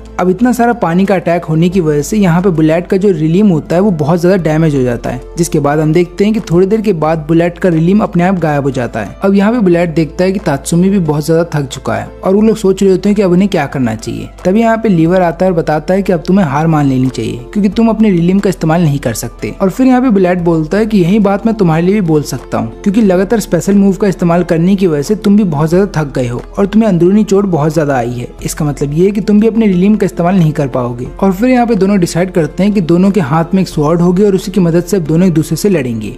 लेकिन लड़ाई से पहले हम देखते हैं कि यहाँ पे लीवर अपने आप को इंजेक्ट कर लेता है एक वायरस से और उसके बाद दोनों लड़ना स्टार्ट कर देते हैं। अब दोनों की फाइट बहुत ज्यादा इंटेंस होती है, लेकिन यहाँ पे फिर भी बुलेट जीत रहा होता है और वो लगातार जख्मी कर देता है लीवर को। लेकिन यहाँ पे हम देखते हैं कि लीवर के मुंह से जितना खून निकल रहा होता है लीवर उसको कंट्रोल करने लगता है क्योंकि यहाँ पे ब्लड भी एक तरीके से लिक्विड होता है। फिर उसके बाद लीवर उसको कंट्रोल करता है और बदल देता है छोटे छोटे बुलेट्स में और उसके बाद लगातार फायरिंग करने लगता है यहाँ पे बुलेट के ऊपर। अब यहाँ पे बुलेट अपना डिफेंस तो कर लेता है लेकिन कुछ गोलियां उसके शरीर के आर पार चली जाती है और फिर आखिरी में वो लीवर के ऊपर हमला करता है, जिसके बाद अब लीवर मरने वाला था। लेकिन यहाँ पे मरने से पहले लीवर बताता है कि उसने एस डेथ की टीम को ज्वाइन क्यों किया था। वो बताने लगता है कि जब मैं जेल के अंदर सड़ रहा था तब एस डेथ ने मेरे को जेल से निकाला। वो बोलने लगती है कि तुम जैसा योद्धा जेल के अंदर अच्छा नहीं लगता और ऊपर से मैंने भी उसका साथ दिया ताकि मैं खुली हवा में सांस ले सकूं और मैं मरने से पहले किसी के साथ लड़ाई कर सकूं। अब यहाँ पे मैं तो मरने वाला हूँ लेकिन मेरे साथ बुलेट तुम भी मरोगे क्योंकि मेरी बॉडी के अंदर तुमने देखा होगा कि स्टार्टिंग में मैंने कुछ इंजेक्ट किया था, वो बेसिकली एक पॉइजन था और क्योंकि मैंने अपने ब्लड की मदद से तुम्हारे ऊपर हमला किया था तो इसलिए अब तुम्हारे बॉडी के अंदर भी वो पॉइजन जा चुका है। और इतना बोलने के बाद लीवर वहीं पे मर जाता है। फिर हम देखते हैं कि वहाँ पे वो तीसरा बीस्ट भी आ जाता है और इस बार वो अपनी बॉडी को एनहांस कर लेता है ताकि इन दोनों से लड़ सके। लेकिन यहाँ पे तात्सुमी सोच रहा है कि अब मैं इससे कैसे लड़ूंगा क्योंकि यहाँ पे बुलेट घायल हो चुका है और वो लड़ नहीं सकता और तात्सुमी सोच रहा होता है कि मैं पहले भी इससे हार चुका हूँ। तभी यहाँ पे बुलेट अपना रिलीम दे रहा होता है तात्सुमी को और बोलता है कि इसके साथ फ्यूज हो जाओ। लेकिन यहाँ पे बीस्ट बोलता है कि ऐसी गलती मत करना, उसका रिलीम अगर तुम्हारी बॉडी के पावर से ज्यादा हुआ तो तुम्हारा बॉडी उसके पावर को झेल नहीं पाएगा, जिसके बाद तुम मर सकते हो। फिर यहाँ पे तात्सुमी बोलता है कि शायद तुम सही बोल रहे हो, लेकिन यहाँ पे बुलेट उसको एक पंच मारता है और बोलता है कि अपने अपोनेंट को डिसाइड मत करने दो कि तुम क्या कर सकते हो क्या नहीं। और फिर इसके बाद तात्सुमी उसके हाथों से स्वॉर्ड लेता है और तुरंत ही इनकर्सिया को रिलीज करता है। फिर हम देखते हैं कि अचानक से स्वॉर्ड के अंदर से एक बीस्ट बाहर निकलता है। ये बेसिकली वो बीस्ट होता है या फिर ड्रैगन होता है जिसके स्किन से ही इस आर्मर को बनाया गया था। और यहाँ पे हम देखते हैं कि इनकर्सियो अपने आप को ढाल लेता है तात्सुमी की बॉडी के हिसाब से और फिर इसके बाद वो तीसरा वाला जो बीस्ट होता है वो अचानक से हमला कर देता है तात्सुमी के ऊपर। लेकिन यहाँ पे तात्सुमी की पावर इतनी ज्यादा होती है कि तात्सुमी केवल एक ही पंच में उसको हरा देता है। न केवल हरा देता है बल्कि उसकी जान भी चली जाती है। और बुलेट ये नजारा देखने के बाद बहुत खुश होता है और बोलता है मरने से पहले कि मुझे यकीन है कि एक दिन तुम मेरी पावर को भी सरपास कर दोगे और तुम बहुत ताकतवर बनोगे, लेकिन हो सकता है वो दिन देखने के लिए मैं जिंदा नहीं रहूंगा। और इतना बोलने के बाद बुलेट वहाँ पे मर जाता है और तात्सुमी जब उसके पास आता है तो लगातार बस रो रहा था। फिर हम देखते हैं कि अगले दिन से यहाँ पे सभी लोग अपनी ट्रेनिंग स्टार्ट कर देते हैं और इस बार ये लोग बहुत ज्यादा ट्रेनिंग कर रहे होते हैं क्योंकि इनके मेंबर सब बहुत कम बचे। तभी इनकी बॉस इनके सामने आकर के बताती है कि मैं कुछ वेपन्स को कहीं पे रखने जा रही हूँ और उसके अलावा मेरे को सुनने में आया है कि एसडेथ अपनी टीम बना रही है, इसलिए मेरे को भी कुछ मेंबर्स को शामिल करना होगा अपनी टीम में ताकि हमारी टीम और बड़ी हो सके। और जब तक मैं यहाँ पे नहीं रहूंगी तब तक यहाँ के सारे फैसले अकामी लेगी। और इधर पे हम कैपिटल के अंदर देखते हैं कि एक कॉन्फ्रेंस रूम होता है जहाँ पे हम देखते हैं कि काफी सारे लोग आकर के एक जगह बैठे होते हैं और इन्हीं टीम के अंदर अकामे की बहन भी होती है जिसका नाम होता है कुरुमी। और इस टीम के अंदर हम देखते हैं कि सीरियो भी होती है। तभी एसडेथ वहाँ पे आकर के बताती है कि हम सबको एक टीम की तरह काम करना होगा और हमारी नई टीम का नाम होगा एगर्स। और यहाँ पे हम देखते हैं कि तात्सुमी को पता चलता है कि नाइट रेड का एक और हाइड आउट है जो कि सिटी के अंदर है, लेकिन यहाँ पे लोग ज्यादातर आते नहीं क्योंकि यहाँ पे इन्हें पकड़े जाने का डर है। और यहाँ पे आने के बाद लबाक इन दोनों को बताता है कि देखो हम लोग यहाँ पे इसलिए आए हैं ताकि हम लोग एसडेथ की नई टीम के ऊपर नजर रख सके। लेकिन यहाँ पे तात्सुमी पूछता है कि क्या सही में एसडेथ उतनी पावरफुल है जितनी बताई जाती है। फिर यहाँ पे लबाक उसे एक स्टोरी बताता है। वो बोलता है कि बहुत साल पहले जब साउथ वेस्टर्न ट्राइब ने हमला करने की कोशिश की थी कैपिटल के ऊपर क्योंकि कैपिटल उनके हक को छीन रहा था और फिर कैपिटल वालों ने काफी सारे सोल्जर्स भेजे थे ट्राइब को खत्म करने के लिए, लेकिन सोल्जर्स इससे पहले ट्राइब तक पहुंच पाते और रास्ते में ही मर जा रहे थे और कोई भी जंगल में सर्वाइव ही नहीं कर पा रहा था। और तब जाकर के कैपिटल वालों ने एसडेथ को भेजा था, लेकिन एसडेथ के साथ हमारी बॉस भी जा रही थी क्योंकि वो पहले कैपिटल में ही काम किया करती थी। लेकिन जैसे ही उस जगह पे एसडेथ की टीम पहुंची उन्होंने एक एक करके हर एक ट्राइब वाले को मार दिया और हमारी बॉस को अच्छा नहीं लगा। उन्हें समझ में आ गया था कि कैपिटल वाले हर एक की जान ले लेंगे जो भी अपने हक के लिए लड़ेगा और मासूमों की जान ले रहे हैं, इसलिए फिर हमारी बॉस ने डिसाइड कर दिया उनको छोड़ने का। लेकिन अगर तुम चाहते हो कि तुम एसडेथ से मिलो तो एक काम करो, सिटी के अंदर एक बहुत बड़ा मैच होने वाला है जहाँ पे दो लोग आपस में फाइट करेंगे और ये खुद एज डेथ नहीं ऑर्गेनाइज करवाया है, तो तुम उसमें पार्टिसिपेट करो। अगर तुम जीत जाते हो तो हो सकता है तुम्हें एज डेथ से मिलने का मौका मिल जाए। और फिर अगले दिन तात्सुमी चला जाता है टूर्नामेंट में पार्टिसिपेट करने के लिए और फिर वो अपने सामने जो भी अपोनेंट उसके आते हैं उन सबको हरा रहा होता है। लेकिन यहाँ पे तात्सुमी केवल मैच ही नहीं जीतता बल्कि वो एज डेथ का दिल भी जीत जाता है। और जब टूर्नामेंट खत्म होता है तो हम देखते हैं कि एज डेथ वहाँ पे आती है, उसके गले में एक पट्टा बांधती है और उसको अपने साथ ले जाती है। और फिर रात हो जाने के बाद एज डेथ अपनी टीम एगर से मिलवाती है तात्सुमी को और उसके बाद दिखाती है कि मेरी टीम कितनी ज्यादा पावरफुल है। और यहाँ पे उसकी टीम की पावर देख लेने के बाद तात्सुमी भी हैरान था।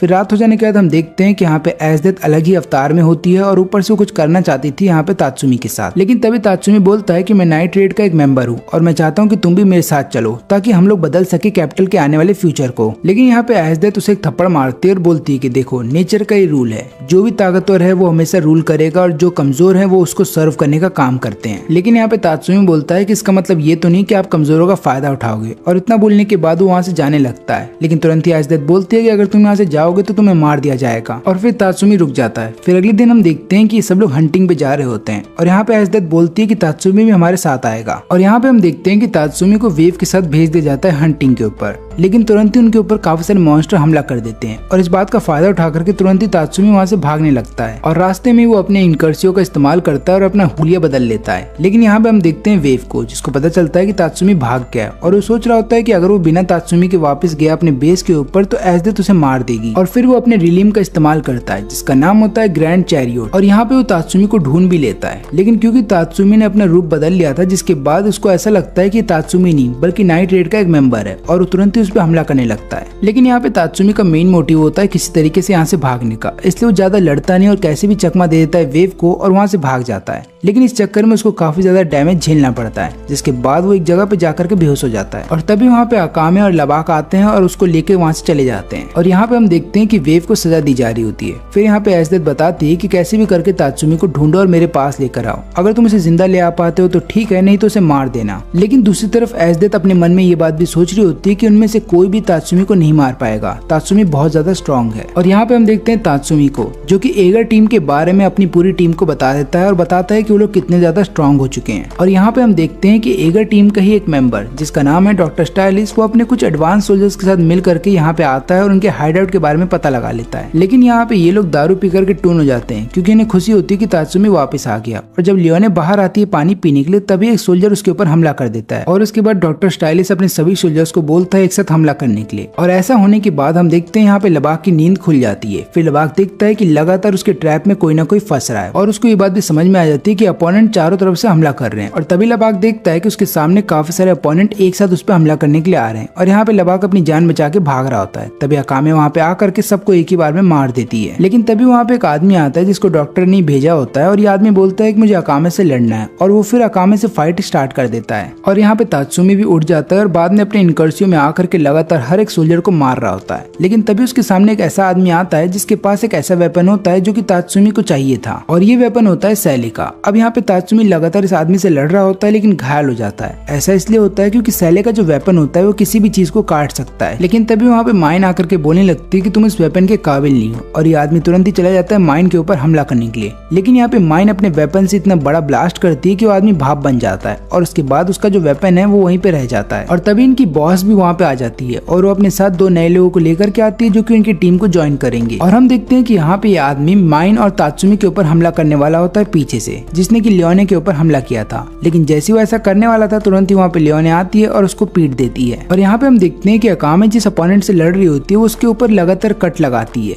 लेकिन उसके बावजूद भी उसका अपोनेंट मरता नहीं क्योंकि उसके अपोनेंट की आधे ज्यादा बॉडी मैकेनिकल है। और यहाँ पे अकामे जितने भी उसकी बॉडी पार्ट को काट रही थी वहाँ से उसका एक हथियार निकल आता है। तब ये देख करके लबाक बोलता है कि अब बहुत हुआ और तभी लबाक पीछे से हमला करके उसकी जान ले लेता है। फिर ये सब लोग एक जगह पे आके मिल जाते हैं। लेकिन हम देखते हैं कि तुरंत ही वहाँ पे डॉक्टर अपने सभी सोल्जर्स के साथ आ जाता है और इन्हें चारों तरफ से घेर लेता है। तुरंत ही डॉक्टर इनके ऊपर एक गैस से हमला करता है जिसके बाद हर किसी को नींद आ रही थी। लेकिन यहाँ पे तात्सुमी ने क्योंकि अपना रिलीम पहना हुआ है तो उसकी वजह से उसे नींद नहीं आती और वो सोच रहा होता है कि उसे इन सब के लिए लड़ना होगा। लेकिन तभी हम देखते हैं कि उनके नए टीम मेंबर में से एक वहाँ पे आता है और लगातार हर एक सोल्जर को मार देता है। लेकिन इनमें से कुछ सोल्जर ऐसे होते हैं जो मरने के बाद अचानक से उनकी बॉडी ब्लास्ट करने लगती है और ये आदमी भी उसके चपेट में आ जाता है। लेकिन उसके बावजूद भी इस आदमी को कुछ नहीं होता, ये अपनी बॉडी को रीजनरेट कर लेता है। अब ऐसा इसलिए होता है क्योंकि एक आदमी नहीं है बल्कि ये एक ऑर्गेनिक रिलीम है और ये केवल बॉस की ही बात सुनेगा। और इधर पे हम देखते हैं कि डॉक्टर अपने बचे हुए सोल्जर के साथ मिल करके वहाँ से भाग रहा होता है, लेकिन बॉस ये सब देख लेती है और वो फिर अपने ऑर्गेनिक रिलीम को वहाँ पे भेज देती है। अब उसके वहाँ पे आ जाने के बाद डॉक्टर को ऐसा लगता है कि वो फंस गया है, इसलिए वो तुरंत एक ड्रग ले लेता है, जिसके बाद हम देखते हैं कि उसकी पूरी बॉडी एक बीस्ट में बदल जाती है और वो अपने खुद के सोल्जर्स को खा लेता है ताकि अपनी पावर को बढ़ा सके। फिर इसके बाद ये ऑर्गेनिक रिलीम चला जाता है उस पर हमला करने के लिए, लेकिन इसकी पावर बहुत कम होती है इसके सामने, इसलिए वो उसको हरा नहीं पाता। फिर यहाँ पे तात्सुमी अकामे को अपने कंधे पे उठा लेता है ताकि उस पर हमला करने के लिए जा सके। और यहाँ पे अकामे अपने स्वॉर्ड की मदद से लगातार हमला तो करती है, लेकिन डॉक्टर की स्किन इतनी ज्यादा सख्त होती है कि उसको काटा नहीं जा सकता। और तभी अकामे देख लेती है कि डॉक्टर की असली बॉडी ऊपर में है और वो फिर तात्सुमी को बोलती है कि मेरे को ऊपर लेके चलो। जैसे वो दोनों ऊपर जाते हैं, वो लोग अचानक से डॉक्टर के ऊपर हमला कर देते हैं पीछे से। और यहाँ पे अकामे के जो स्वॉर्ड के अंदर जहर होता है वो डॉक्टर की बॉडी के अंदर चला जाता है, जिसके बाद डॉक्टर की वहीं पे मौत हो जाती है। और फिर इसके बाद बॉस इनको एक नई जगह पे ले आती है और बोलती है कि आज से हमारा नया बेस यहीं पे होगा। और उसके बाद वो नए मेंबर्स को इंट्रोड्यूस करवाती है पूरी टीम से और बताती है कि इस नई लड़की का नाम है चेल्सी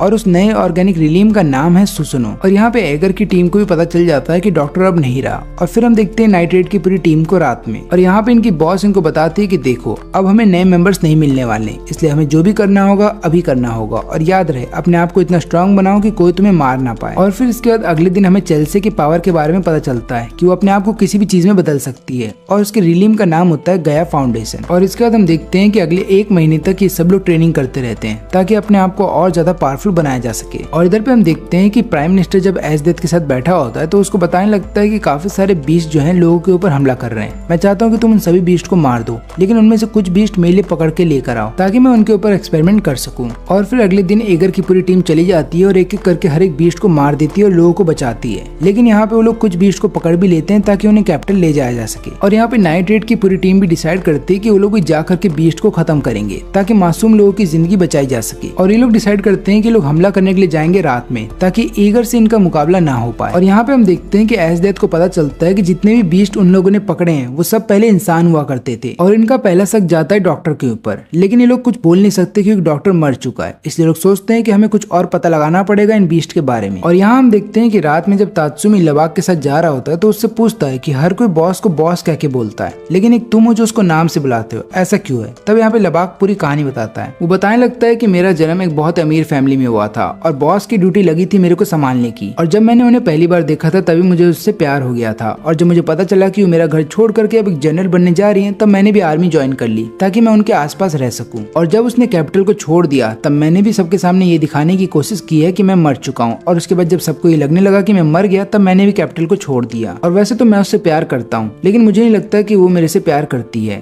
और तात्सुमी ये लव स्टोरी सुन करके बहुत हैरान था। और फिर इसके बाद तात्सुमी पहाड़ों के ऊपर चला जाता है बीस्ट के ऊपर नजर रखने के लिए और लबाक नीचे रह जाता है। और उसी रात को निकली होती है एजडेथ ताकि वो पेट्रोलिंग कर सके। और तभी उसको पहाड़ के ऊपर कोई दिखता है। जब वो वहाँ पे आती है तो वो देख करके हैरान थी कि वहाँ पे तात्सुमी है। वो तात्सुमी को गले लगाने वाली थी, लेकिन तभी वहाँ पे काफी सारे बीस्ट आ जाते हैं। और यहाँ पे तात्सुमी को ऐसा लगता है कि यही सही मौका है यहाँ से भागने का, लेकिन इससे पहले वो वहाँ से भाग पाता एजडेथ वहाँ के सारे बीस्ट को मार देती है। और उसके बाद तात्सुमी से पूछती है कि तुम यहाँ पे क्या कर रहे हो? और यहाँ पे तात्सुमी झूठ बोल देता है और बताने लगता है कि मैं यहाँ पे आया था ताकि अपने आप को और भी ज्यादा स्ट्रॉन्ग बना सकूं। और तभी वो दोनों देखते हैं कि वहाँ पे एक और आदमी आ जाता है और ये आदमी वही होता है जिन्होंने इतने सारे लोगों को बीस्ट में बदल दिया था। और ये आदमी अपनी रिलीम की मदद से इन दोनों को टेलीपोर्ट कर देता है एक आइलैंड पे। आइलैंड पे आ जाने के बाद तुरंत एक बहुत बड़ा बीस्ट इनके ऊपर हमला कर देता है। और फिर हम देखते हैं कि यहाँ पे एजडेथ अपने आइस पावर की मदद से लगातार उस बीस्ट के ऊपर हमला कर रही थी। और यहाँ पे मौका मिलते ही तात्सुमी उस आदमी के ऊपर हमला कर देता है जो कि इस बीस्ट को कंट्रोल कर रहा था। और उसके बाद वो दोनों मिल करके बीस्ट को हरा देते हैं। और इधर पे हम देखते हैं कि जिस आदमी ने इन दोनों को टेलीपोर्ट कर दिया था उस आइलैंड पे, वो कोई और नहीं बल्कि मिनिस्टर का ही बेटा होता है। और उसने आइलैंड के ऊपर एक गेट को ओपन कर दिया होता है ताकि दोनों वापस आ सके।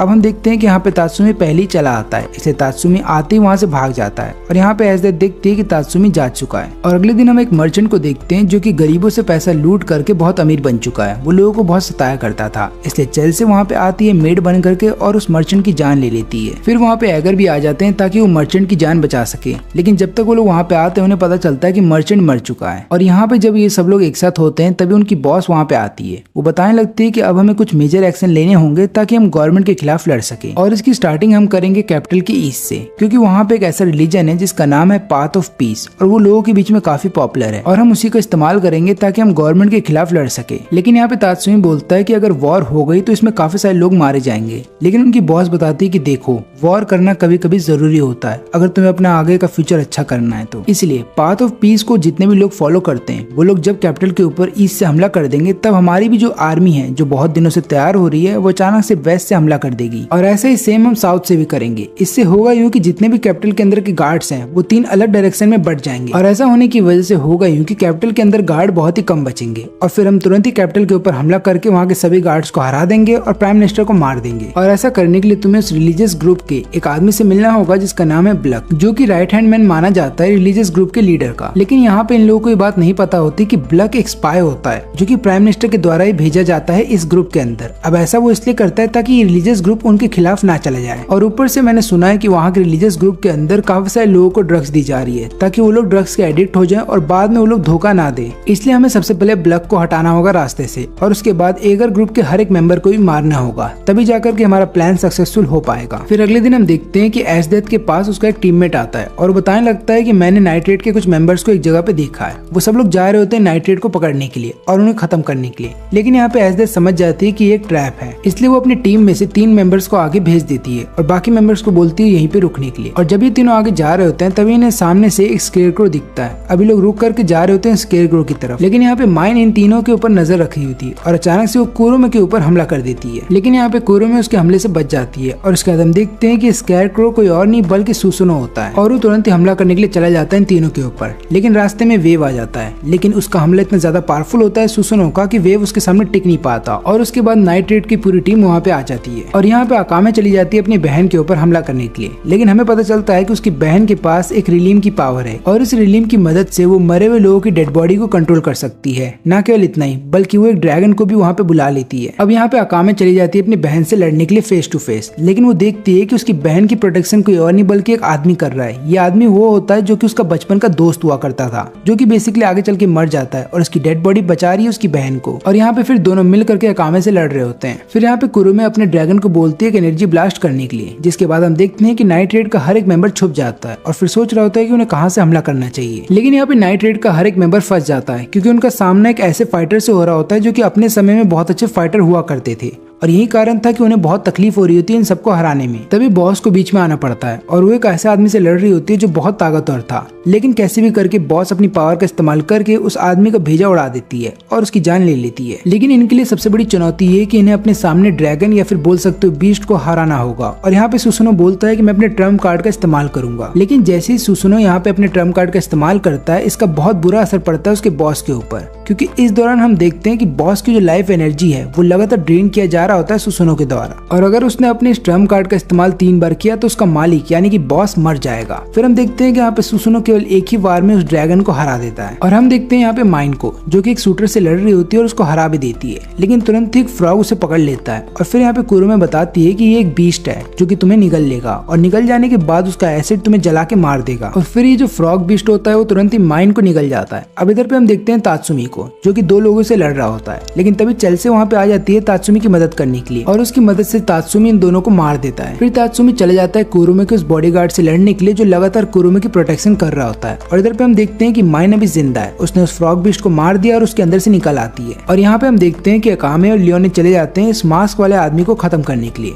अब ये दोनों उसके ऊपर भारी पड़ रहे होते हैं और यहाँ पे इस आदमी को ऐसा लग रहा होता है कि वो हार जाएगा। वो तुरंत ही अपनी रेलिम को ऊपर आसमान में फेंक देता है और एक बहुत बड़ा सा ब्लास्ट होता है। अब यहाँ पे तात्सुमी बाकी लोगों को तो बचा लेता है और वहीं पे हम देखते हैं कि यहाँ पे लियोनी भी अकामे को बचा लेती है, लेकिन इस ब्लास्ट की वजह से हम देखते हैं कि कुरुमे कहीं दूर भाग जाती है और ये जो मास्क वाला आदमी है वो भी इस ब्लास्ट से बच जाता है। वो इधर से कहीं दूर जा रहा होता है, लेकिन तभी उसके सामने चेल्सी आ जाती है एक रूप बदल करके बच्ची का, और वो सोच रहा होता है कि उसे क्या करना चाहिए, और उतने देर में चेल्सी उसे एक निडल चुभा देती है जिसके अंदर जहर था। फिर यहाँ पे लुबाक बताता है कि मेरे को पता है कुरुमा कहाँ पे गई है, लेकिन यहाँ पे चेल्सी बोलती है कि मैं उसका पीछा करूंगी, तुम तब तक बाकी लोगों को बता देना कि मेरे पीछे आते रहे। और यहाँ पे लुबाक जाता है बेस के ऊपर और सबको बताता है कि क्या हुआ था। और फिर यहाँ पे ये लोग डिसाइड करते हैं कि तात्सुमी अकामे जाएंगे ताकि वो लोग चेल्सी को वापस लेकर आ सके। और यहाँ पे हम देखते हैं चेल्सी को जिसने की उसी मास्क वाले आदमी की तरह रूप बना लिया होता है, और वो जाकर के मिलती है कुरुमे से, और वो दोनों जा ही रहे होते हैं कि तुरंत ही वो अपना रूप बदलती है और कुरुमे के ऊपर हमला कर देती है एक निडल से। और उसको ऐसा लगता है कि यहाँ पे कुरुमे मर चुकी है, लेकिन ऐसा होता नहीं, कुरुमे जिंदा होती है। और यहाँ पे कुरुमे बताती है कि मैं एक तरीके से ड्रग्स ले रही हूँ जिसकी मदद से मैं किसी भी पॉइजन से इम्यून हूँ, इसलिए अगर तुम मुझे मारना चाहती हो तो कैसे भी करके मेरा दिल रोक दो या फिर मेरे सिर को मेरे शरीर से अलग कर दो। अब यहाँ पे चेल्सी तुरंत ही भागने लगती है, लेकिन हम यहाँ पे देखते हैं कि कुरुमे अपने बॉडीगार्ड को भेज देती है चेल्सी के पीछे, और वो बॉडीगार्ड रास्ते में ही चेल्सी का दोनों हाथ काट देता है और बाद में उसके सिर में गोली मार देता है, जिसके बाद चेल्सी की वहीं पे मौत हो जाती है। और यहाँ पे हम देखते हैं कि तात्सुमी अकामे के साथ लगातार चेल्सी को ढूंढ रहा होता है जंगल के अंदर। तभी उन्हें दिखता है कि रास्ते पे काफी सारा खून। वो लोग खून का पीछा करने लगते हैं और सिटी के अंदर पहुंच जाते हैं। और जो नजारा यहाँ पे तात्सुमी और अकामे देखते हैं वो देखने के बाद वो दोनों हैरान थे, क्योंकि वो लोग अपने सामने ये देख रहे होते हैं कि काफी सारे लोग एक पोल के सामने खड़े हैं और पोल के ऊपर चेल्सी का सिर लटक रहा है। फिर बेस पे वापस आ जाने के बाद वो सबको बताता है कि क्या हुआ था, जिसके बाद यहाँ पे सब लोग वादा करते हैं कि हम लोग और मेहनत करेंगे और चाहे कुछ भी हो जाए हार नहीं मानेंगे। और फिर अगले दिन ये लोग निकल जाते हैं ईस्ट की तरफ। लेकिन यहाँ पे हम देखते हैं कि एस्डेथ अपनी टीम के साथ पहले आ जाती है यहाँ पे और ब्लैक को सारी बात बताती है। फिर ब्लैक बताता है कि चिंता मत करो, मेरे पास 4 बॉडीगार्ड्स हैं जिन्हें मैं टाउन के अंदर भेज दूंगा ताकि वो लोग नजर रखें नाइट रेड के मेंबर्स के ऊपर। और यहाँ पे हम देखते हैं कि रात हो जाने के बाद अकामे कुछ लोगों से मिलने के लिए आती है ताकि उन्हें कुछ इन्फॉर्मेशन दे सके। और यहाँ पे इन दोनों का काम ये होता है कि बाकी जितनी भी टीम है जो कि गवर्नमेंट के खिलाफ लड़ रही है उन सबको इन्फॉर्मेशन प्रोवाइड की जा सके कि बाकी टीम क्या कर रही है। लेकिन तभी ब्लैक का एक बॉडीगार्ड वहाँ पे आकर के इन दोनों की जान ले लेता है और फिर वो अकामे से लड़ना स्टार्ट कर देता है। अब स्टार्टिंग में तो अकामे को बहुत दिक्कत आ रही होती है, लेकिन आखिरी में अकामे इसकी बॉडी को काट करके वहाँ से चली जाती है। और इधर पे हम देखते हैं कि लोबाक के पीछे भी एक बॉडीगार्ड पड़ जाता है और उसको ऐसा लग रहा होता है कि लोबाक नाइट रेड का ही एक मेंबर है, क्योंकि लोबाक ने कोट पहना होता है। और वो बॉडीगार्ड तुरंत ही लोबाक के ऊपर हमला करके उसे जमीन पे पटक देता है। अब यहाँ पे लोबाक थोड़ी देर के लिए अपना हार्ट बंद कर देता है ताकि उस आदमी को ऐसा लगे कि वो मर चुका है। और ये बॉडीगार्ड वहाँ से जाने वाला था कि तुरंत ही वहाँ पे एक लड़की आ जाती है और इस बॉडीगार्ड को ऐसा लगता है कि ये लड़की भी नाइट रेड का ही एक मेंबर है। और यहाँ पे लोबाक देख नहीं पाता कि मासूम लड़की मरने वाली है और तुरंत ही लोबाक इस बॉडीगार्ड के ऊपर हमला कर देता है। अब इस बॉडीगार्ड का एक और साथी वहाँ पे आ जाता है, लेकिन यहाँ पे हम देखते हैं कि लोबाक तब तक इन दोनों को डिस्ट्रैक्ट कर देता है और वहाँ से तब तक भाग जाता है। अब यहाँ पे जो बड़ा वाला बॉडीगार्ड होता है वो तुरंत ही लोबाक का पीछा करने लगता है और यहाँ पे लोबाक यही चाहता था। वो तुरंत ही उसको अपने ट्रैप में फंसा लेता है और बाद में बोलता है कि मैंने चारों तरफ वायर बिछा दिए थे, जिसके बाद अब तुम मेरे ट्रैप में फंस गए हो। और इससे पहले कि बॉडीगार्ड को कुछ भी समझ में आता उसका गला आधा कट जाता है, लेकिन यहाँ पे बॉडीगार्ड फिर भी नहीं मरता। फिर यहाँ पे लोबाक अपने वायर की मदद से एक भाला बनाता है और सीधा उसके सीने के आर पार कर देता है। और ऐसा होने के बाद वो अपने वायर को उसके पूरे शरीर के अंदर भेज देता है और फिर उसके दिल के चारों तरफ अपने वायर को बिछा देता है और फिर एक बार में ही वायर की मदद से उसके दिल को फोड़ देता है। और यहाँ पे अब तीसरी बॉडीगार्ड आ जाती है लोबाक के ऊपर हमला करने के लिए। वो सबसे पहले वहाँ पे आती है और समझ जाती है कि उसे वायर से बचना होगा, इसलिए वो एक ऐसे लिक्विड को वायर के अंदर फेंक देती है जिसके बाद वायर बेकार हो जाते हैं। अब यहाँ पे लोबाक भागते हुए 2 नाइफ को उसकी तरफ फेंक देता है, लेकिन ये लड़की उससे भी बच जाती है। और फिर बाद में ये लड़की लोबाक को उठा लेती है और बोलती है कि अब तुम्हारे मरने का वक्त आ गया है, लेकिन ऐसा होता नहीं, क्योंकि इस लड़की को 2 नाइफ वापस आकर के उसके सीने में लग जाते हैं। और यहाँ पे लोबाक बताता है कि मैं अपने नाइफ को अपने वायर से कंट्रोल कर रहा था, यही कारण है कि तुम हार चुकी हो। और दोनों को हरा देने के बाद लोबाक वहाँ से भाग जाता है। अब ये लोग फिर एक जगह पे वापस मिलते हैं और यहाँ पे उनकी बॉस बताती है कि देखो अब हम लोग 2 टीम में आपस में बढ़ जाएंगे, जहाँ पे तात्सुमी और माइन जाएंगे सीधा रिलीजियस ग्रुप के अंदर और ढूंढेंगे कि वहाँ पे हमारी तरह कुछ और लोग भी हैं कि नहीं जो कि गवर्नमेंट के खिलाफ लड़ सकते हैं, और बाकी लोग जाएंगे ब्लैक को मारने के लिए। और हम देखते हैं कि यहाँ पे सुसनो और लियोने चले जाते हैं सीधा ऊपर वाले बिल्डिंग में जहाँ पे ब्लैक रहता है, लेकिन उनका सामना यहाँ पे वेव और कुरुमे से हो जाता है और वहीं पे तात्सुमी का सामना हो जाता है यहाँ पे सीरियो और एक आखिरी बचे बॉडीगार्ड से। और तभी यहाँ पे तात्सुमी अपनी रिलीम का इस्तेमाल करता है और उस बॉडीगार्ड से लड़ने के लिए चला जाता है और यहाँ पे माइन चली जाती है सीरियो से लड़ने के लिए ताकि उससे अपना बदला ले सके। अब यहाँ पे सीरियो उसके ऊपर एक रॉकेट लॉन्चर से हमला करती है, लेकिन माइन उसको रोक लेती है। फिर उसके बाद सीरियो अपने ऑर्गेनिक रिलीम का इस्तेमाल करती है उस पर हमला करने के लिए,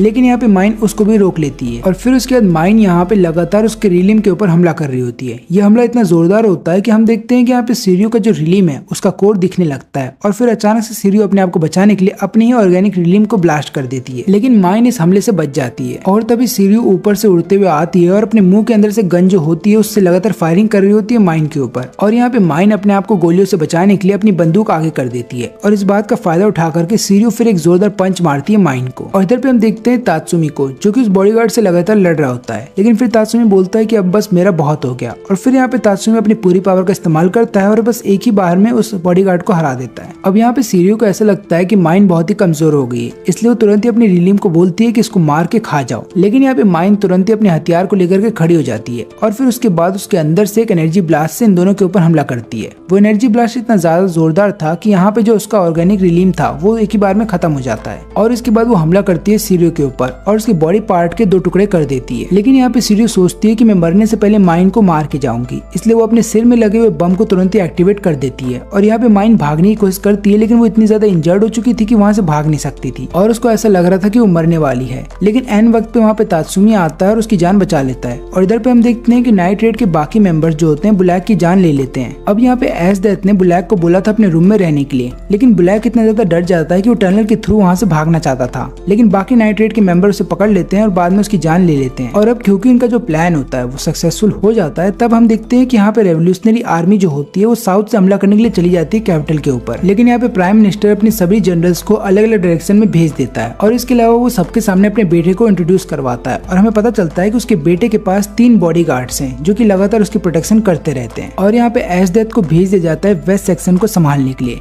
लेकिन यहाँ पे एस डेथ अपनी टीम को अपने साथ लेकर के नहीं जाती, वो बोलती है कि तुम लोग यहीं पे कैपिटल के अंदर रहोगे। और यहाँ पे हम देखते हैं कि नाइट रेड के सभी मेंबर्स का भी मिशन होता है कि उन्हें कैसे भी करके प्राइम मिनिस्टर को मारना होगा और ऐसा करने के लिए उन्हें सबसे पहले उस पैलेस के अंदर जाना होगा जहाँ पे प्राइम मिनिस्टर रहता है। और यहाँ पे माइन और लियोनी को जाना होता है नीचे से, यानी कि अंडरग्राउंड टनल से, और वहीं पे तात्सुमी और लुबाक को जाना होगा ऊपर से। अब यहाँ पे दोनों जब जा रहे होते हैं तभी उनके सामने एक लड़की आती है और वो बताने लगती है कि मैं भी एक स्पाई हूँ जो कि रेवोल्यूशनरी ग्रुप में ही काम करती हूँ। और उसके बाद वो एक बिल्डिंग के अंदर लेके जा रही थी जहाँ पे बाकी सारे मेंबर्स भी होते हैं। और यहाँ पे आ जाने के बाद उन्हें पता चलता है कि गेट के अंदर से खून निकल रहा है। वो लोग जैसे ही गेट को खोलते हैं वो लोग देखते हैं कि वहाँ पे जितने भी मेंबर्स होते हैं सबको मार दिया गया है और उनकी बॉडी फूलने लगती है और अचानक से ब्लास्ट हो जाती है। और तभी वहाँ पे प्राइम मिनिस्टर का बेटा भी आ जाता है और वो अपने साथ अपनी पूरी टीम लेकर के आता है। अब यहाँ पे तात्सुमी तुरंत ही उसके ऊपर हमला करने के लिए चला जाता है, लेकिन हम देखते हैं कि कैपिटल का एक जनरल वहाँ पे आ जाता है जो कि प्राइम मिनिस्टर के बेटे के साथ लगातार मिल करके लड़ रहा होता है तात्सुमी से। अब यहाँ पे तात्सुमी अपने रिलीम का इस्तेमाल करता है और लगातार जनरल के ऊपर हमला कर रहा होता है, लेकिन इसका कोई फायदा नहीं होता क्योंकि यहाँ पे जनरल बहुत ज्यादा ताकतवर होता है और फिर वो अपनी लाइटनिंग स्ट्राइक का इस्तेमाल करता है और वहीं पे तात्सुमी को हरा देता है। और यहाँ पे प्राइम मिनिस्टर का बेटा चला जाता है लुबैक से लड़ने के लिए। वो लगातार अपनी टेलीपोर्टेशन के पावर का इस्तेमाल कर रहा होता है और लुबैक को ऊपर से लेकर नीचे तक पीट रहा होता है। लेकिन यहाँ पे लुबैक ने उतनी देर में काफी सारे वायर्स इधर उधर बिछा दिए होते हैं जिसकी मदद से वो प्राइम मिनिस्टर के बेटे का हाथ काट देता है। लेकिन यहाँ पे लुबैक को अचानक से एक अदर ही डायमेंशन में भेज दिया जाता है और यहाँ पे हम देखते हैं कि लुबैक अपने साथ उस प्राइम मिनिस्टर के बेटे को भी ले आता है। और फिर इसके बाद लुबैक तुरंत ही वायर की मदद से एक भाला बनाता है जो कि सीधा उसके शरीर के अंदर मार देता है और फिर उसके बाद उसके शरीर के अंदर धीरे धीरे अपने वायर्स को फैला देता है चारों तरफ। और फिर उसके बाद उसके दिल को अपने वायर के जरिए लपेट लेता है और बाद में उसके दिल को अंदर ही फोड़ देता है। और ऐसा होने की वजह से लुबैक वापस लौट आता है। लेकिन हम देखते हैं कि यहाँ पे लुबैक बहुत ज्यादा घायल हो जाता है और वो नीचे गिर रहा होता है। लेकिन हम देखते हैं कि यहाँ पे बाकी जो जनरल होता है उसने काफी सारे स्पेयर्स लगा दिए होते हैं और उन स्पेयर्स को वो रखता है ताकि लुबैक सीधा उसके ऊपर आकर के गिरे। और यहाँ पे हम देखते हैं कि लुबैक का बहुत ज्यादा घायल हो चुका है तो वो लड़ भी नहीं सकता और न ही अपने वायर का इस्तेमाल कर पाता है अपने आप को बचाने के लिए। और यहाँ पे तात्सुमी देखता है लुबैक को मरते हुए। फिर इसके बाद तात्सुमी को बंदी बना लिया जाता है और यहाँ पे जनरल जाकर के पूरी बात बताता है प्राइम मिनिस्टर को। प्राइम मिनिस्टर अपने बेटे के लिए केवल 2 सेकंड क्लियर होता है और बाद में बोलता है मुझे कोई फर्क नहीं पड़ता,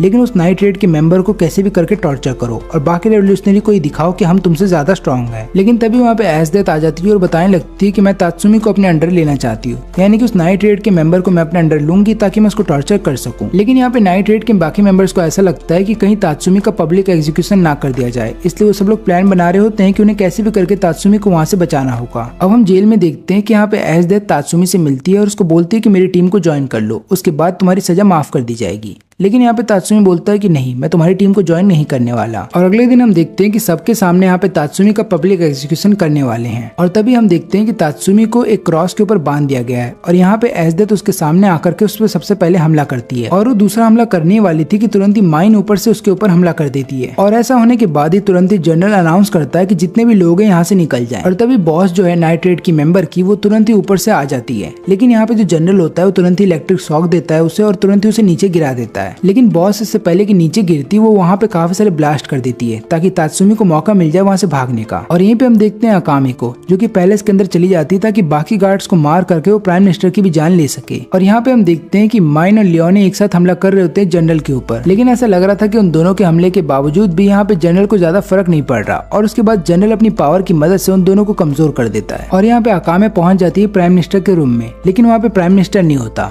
बल्कि वहाँ पे एक स्वॉर्ड होती है जो कि बेसिकली होती है तात्सुमी की। वो तुरंत ही वो स्वॉर्ड लेकर के जाती है, तात्सुमी को दे देती है। और यहाँ पे हम देखते हैं कि माइन अपनी बची हुई पावर की मदद से हमला कर देती है जनरल के ऊपर। यहाँ पे जनरल भी अपनी फुल पावर से हमला करता है माइन के ऊपर, लेकिन यहाँ पे जनरल उसकी पावर के आगे टिक नहीं पाता और तुरंत ही नीचे गिर जाता है। और यहाँ पे हम देखते हैं कि माइन भी बहुत ज्यादा थक जाती है और वो नीचे गिर जाती है, लेकिन तुरंत ही वहाँ पे हम देखते हैं कि तात्सुमी आकर के उसे बचा लेता है। और यहाँ पे जो बॉस होती है वो अपने रिलीम की मदद से लड़ रही होती है एश डेथ से, लेकिन एश डेथ इन दोनों के लिए बहुत ज्यादा पावरफुल थी। वो तुरंत ही उसके रिलीम को छू करके उसे बर्फ में बदल देती है, लेकिन फिर यहाँ पे बॉस रिलीम को बोलती है कि तुम अपनी फुल पावर का इस्तेमाल कर सकते हो। और इसके बाद वो अपनी लाइफ एनर्जी देने लगती है अपने रिलीम को ताकि वो अपनी फुल पावर का इस्तेमाल कर सके। और यहाँ पे बॉस बोलती है कि जब तक मैं यहाँ पे एश डेथ से लड़ रही हूँ तब तक बाकी सब लोग यहाँ से भाग जाओ।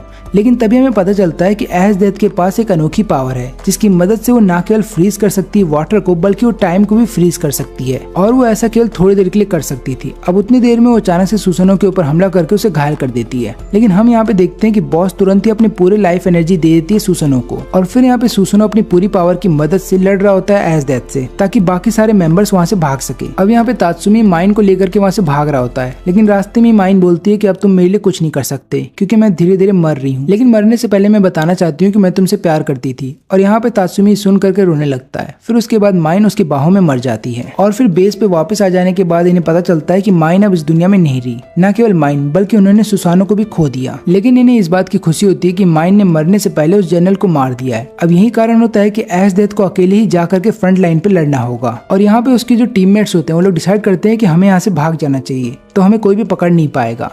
लेकिन यहाँ पे कुरुमा बोलती है कि मैं ऐसा नहीं कर सकती, मुझे मेरी बहन से आखिरी बार फाइट करना है। और अपनी बहन से फाइट करने के लिए वो एक मैसेज भिजवाती है अकामे को। तब यहाँ पे अकामे डिसाइड करती है कि वो अपनी बहन से लड़ने के लिए जाएगी। अब यहाँ पे अकामे अकेले लड़ने जाने वाली थी अपनी बहन से, तो तात्सुमी बोलता है कि तुम्हें वापस लौट के आना होगा जिंदा। और यहाँ पे हम देखते हैं कि प्राइम मिनिस्टर चाइल्ड एम्परर को बोलता है कि आपको अल्टीमेट रेलिम का इस्तेमाल करना होगा, एक ऐसा रेलिम जिसका इस्तेमाल केवल आप ही कर सकते हो और आप ही उसकी परमिशन दे सकते हो किसी को इस्तेमाल करने की। और यहाँ पे हम देखते हैं कि अकामे उस जगह पे आ जाती है जहाँ पे उसकी बहन ने उसको बुलाया था। अब यहाँ पे कुरुमा बताती है कि तुम्हें ये ऑर्फनेज तो याद ही होगा जहाँ पे हम दोनों ने अपना बचपन बिताया है, लेकिन तुमने मुझे धोखा दिया क्योंकि हम दोनों ने वादा किया था कि हम बहुत बड़े असैसिन बनेंगे, लेकिन आगे चल करके तुमने रेवोल्यूशनरी आर्मी को ज्वाइन कर लिया और यही कारण था कि मैं तुमसे नफरत करती हूँ। और इतना बोलने के बाद वो अपने रिलीम का इस्तेमाल करके वहाँ पे 2 डेड बॉडीज को बुला लेती है और अब ये तीनों मिल करके अकामे से लड़ रहे होते हैं, लेकिन उसके बावजूद भी अकामे इन्हें कड़ी टक्कर दे रही होती है। अब यहाँ पे जब दोनों बहनें आपस में लड़ रही होती है तभी एक बीस्ट वहाँ पे जाग जाता है और वो तुरंत ही उन दोनों डेड बॉडीज के ऊपर हमला कर देता है जिन्हें कुरुमे ने समिन किया था और उन दोनों की वहीं पे जान ले लेता है। अब यहाँ पे हम देखते हैं कि इसके बाद कुरुमे फिर से अपने रिलीम का इस्तेमाल करती है और काफी सारे डेड बॉडीज को वहाँ पे समिन कर देती है,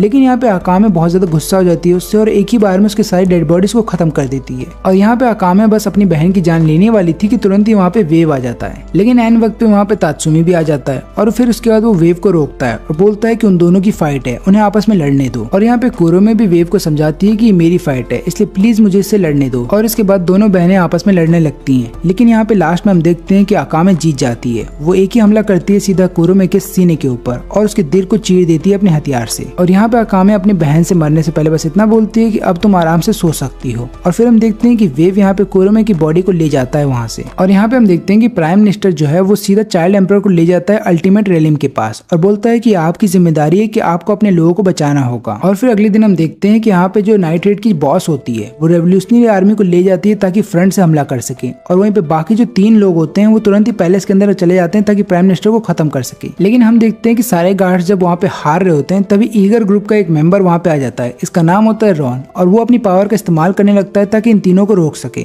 लेकिन यहाँ पे लियोने बोलती है कि मैं इसका ध्यान रखूंगी, तब तक तुम दोनों अंदर चले जाओ। और हम देखते हैं कि यहाँ पे तात्सुमी अकामे के साथ अंदर आ जाता है। उस जगह पे वो लोग आ जाते हैं जहाँ पे चाइल्ड एम्परर होता है और उन दोनों के साथ वहाँ पे प्राइम मिनिस्टर भी होता है। अब यहाँ पे अकामे तुरंत ही चली जाती है प्राइम मिनिस्टर को मारने के लिए, लेकिन एक सील्ड के द्वारा उसे रोक लिया जाता है। और यहाँ पे प्राइम मिनिस्टर बताता है कि अल्टीमेट रेलिम को ऑलरेडी स्टार्ट कर दिया गया है। और फिर हम यहाँ पे देखते हैं कि चाइल्ड एम्परर अचानक से एक बहुत बड़े से मैका में बदल जाता है और फिर फिर उसके बाद वो एक बहुत बड़ा से लेजर से हमला करता है रेवोल्यूशनरी आर्मी के ऊपर। लेकिन इससे होता है कि कैपिटल के अंदर जो लोग रह रहे हैं उनको भी बहुत ज्यादा नुकसान होता है और काफी सारे लोग भी मर जाते हैं। लेकिन इससे एम्परर को कोई फर्क नहीं पड़ रहा था और वेव जब ये सब चीजें देख लेता है तो वो डिसाइड करता है कि वो भी यहाँ पे नाइट रेड का साथ देगा। अब यहाँ पे अकामे जब बाकी गार्ड से लड़ रही होती है तभी तात्सुमी चला जाता है एम्परर से लड़ने के लिए, लेकिन एम्परर केवल एक ही हमले में तात्सुमी को वहाँ से फेंक देता है। फिर इसके बाद तात्सुमी लगातार एम्परर को समझा रहा होता है कि तुम्हारा ब्रेन वॉश किया गया है और तुम जो अभी कर रहे हो बहुत ज्यादा गलत है। लेकिन यहाँ पे एम्परर उसकी कोई बात नहीं सुनता और तुरंत ही उसके ऊपर पांव रख के उसकी जान लेने वाला था। लेकिन एन वक्त वहाँ पे वेव आ जाता है तात्सुमी की जान बचाने के लिए। और यहाँ पे हम देखते हैं कि रॉन भी डिसाइड करता है कि वो लियोने के साथ मिल करके बाकी लोगों की जान बचाएगा। और यहाँ पे हम देखते हैं कि तात्सुमी वेव के साथ मिल करके लगातार मेका के ऊपर हमला कर रहा होता है और वो दोनों वीक स्पॉट ढूंढ लेते हैं मेका का और लगातार उस पर हमला कर रहे होते हैं। और यहाँ पे एम्परर को ऐसा लग रहा होता है कि वो हार जाएगा और तभी वो अपने लेजर से हमला कर देता है वेव के ऊपर, जिसके बाद वेव वहीं पे बेहोश हो जाता है। और फिर हम देखते हैं यहाँ पे तात्सुमी को, जब वो भी बेहोश होने वाला था तभी उसे बुलेट का एक सपना आता है जहाँ पे बुलेट बताता है कि तुम अपनी पावर को अपने आर्मर की पावर के साथ कंबाइन कर दो और मैंने जो तुम्हें स्वॉर्ड दिया था उसके अंदर एक ड्रैगन की पावर है, उसकी भी पावर इसके साथ जोड़ दो। और ऐसा होने के बाद हम देखते हैं कि यहाँ पे तात्सुमी का एक अलग अवतार देखने को मिलता है और ये वाला जो अवतार होता है गोल्डन रंग का होता है और इसकी पावर इतनी होती है कि वो मेका के आर पार चला जाता है। अब इससे होता है कि मेका अंदर से डिस्ट्रॉय हो जाता है और वो नीचे गिरने वाला था। लेकिन तभी तात्सुमी का ध्यान इस बात पे जाता है कि नीचे काफी सारे लोग हैं और अगर मेका उनके ऊपर गिरा तो सारे लोग मर जाएंगे, इसलिए वो अकेले ही मेका को रोकने के लिए चला जाता है और वो कैसे भी करके मेका को रोक लेता है लोगों के ऊपर गिरने से। लेकिन इससे होता है कि तात्सुमी का बहुत ज्यादा खून बह जाता है और ऐसा होने की वजह से अब तात्सुमी धीरे धीरे मर रहा था। तभी अकामे उसके पास आती है और उसे गले लगा लेती है और बोलती है कि उस प्रॉमिस का क्या हुआ जो तुमने मुझसे किया था, तुमने मुझसे वादा किया था कि तुम आखिरी तक बचे रहोगे। और शाम हो जाने के बाद जब वहाँ पे एस्देथ आती है तो अकामे बताती है कि तात्सुमी मर चुका है और ऊपर से जो चाइल्ड एम्परर है वो हार चुका है और हमने प्राइम मिनिस्टर को भी अगवा कर लिया है। और उसके बाद जितनी भी रेवोल्यूशनरी आर्मी की टीम होती है उन सब ने चारों तरफ से किले को घेर लिया है, इसलिए हो सकता है अब तुम्हें हार मान लेनी चाहिए। लेकिन यहाँ पे एस्देथ अपनी हार नहीं मानती, वो बोलती है कि अभी भी मैं ऐसा मानती हूँ कि हमेशा ताकतवर लोग ही जीतते हैं। और इतना बोलने के बाद वो चारों तरफ एक बाउंड्री बना देती है। अब ये दोनों आपस में फाइट करने लगते हैं, लेकिन यहाँ पे अकामे समझ जाती है कि वो ऐसे जीत नहीं पाएगी क्योंकि अभी भी एस्देथ उससे बहुत ज्यादा स्ट्रांग होती है। और यहाँ पे एस्देथ लगातार अपने आइस का इस्तेमाल कर रही होती है ताकि अकामे को चोट पहुंचा सके और यहाँ पे अकामे बहुत ज्यादा घायल भी हो जाती है।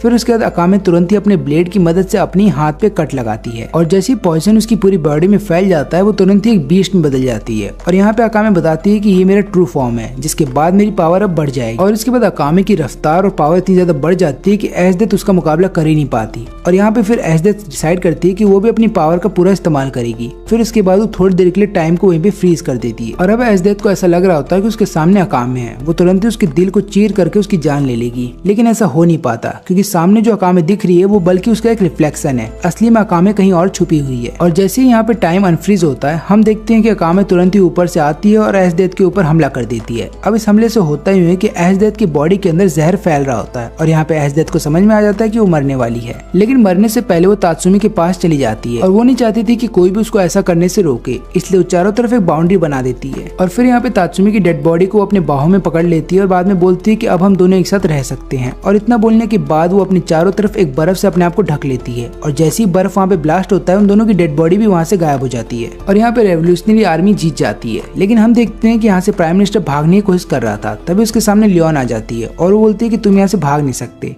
लेकिन यहाँ पे प्राइम मिनिस्टर बताता है कि मेरे पास एक ऐसा रेलिक है जिसकी मदद से मैं अपने अपोनेंट के रेलिक को खत्म कर सकता हूँ। और इतना बोलने के बाद वो तुरंत ही लियोन के रेलिक को खत्म कर देता है। लेकिन यहाँ पे लियोन उसे एक पंच मारती है और फिर उसके जैसे प्राइम मिनिस्टर नीचे गिरता है वो तुरंत ही एक बंदूक निकाल लेता है और उसके बाद वो लगातार गोलियों से हमला कर देता है उसके ऊपर। लेकिन यहाँ पे लियोन जख्मी तो हो जाती है, लेकिन उसके बावजूद भी वो लगातार प्राइम मिनिस्टर के सिर को अपने केवल हाथों से ही फोड़ रही होती है और वो इतनी जोरों से उसके सिर पे मार रही होती है कि प्राइम मिनिस्टर का सिर वहीं पे फट जाता है। अब यहाँ पे लियोन आखिरी बार अकामे से मिलती है और उसको गले लगाती है, लेकिन यहाँ वो अकामे को नहीं बताती कि मैं जख्मी हूँ। फिर उसके बाद वो स्लम एरिया में चली जाती है जहाँ पे वो देखती है कि लोग अब बहुत खुश हैं क्योंकि यहाँ का जो प्राइम मिनिस्टर है वो मर चुका है। और सभी लोगों के चेहरे पे खुशियां देखने के बाद वो शांति से एक कोने में जाकर के मर जाती है। और फिर इसके बाद चाइल्ड एम्परर का सबके सामने पब्लिक एग्जीक्यूशन होता है जहाँ पे उसका सिर काट दिया जाता है। और यहाँ पे बॉस बोलती है कि हमें कैसे भी करके एक अच्छा नेशन बनाना होगा ताकि अगली बार से लोग कैपिटल को जब याद करे तो उसकी अच्छाई के लिए करे, ना कि उसकी बुराइयों के लिए। और आखिरी में अकामे बोलती है कि मैं ईस्ट की तरफ जा रही हूँ ताकि मैं वहाँ पे अपनी लाइफ की एक नई शुरुआत कर सकूँ। और इसी के साथ ये एनिमे यहीं पे खत्म होता है। अगर आपको वीडियो अच्छी लगी हो तो लाइक करें और चैनल को सब्सक्राइब जरूर करें।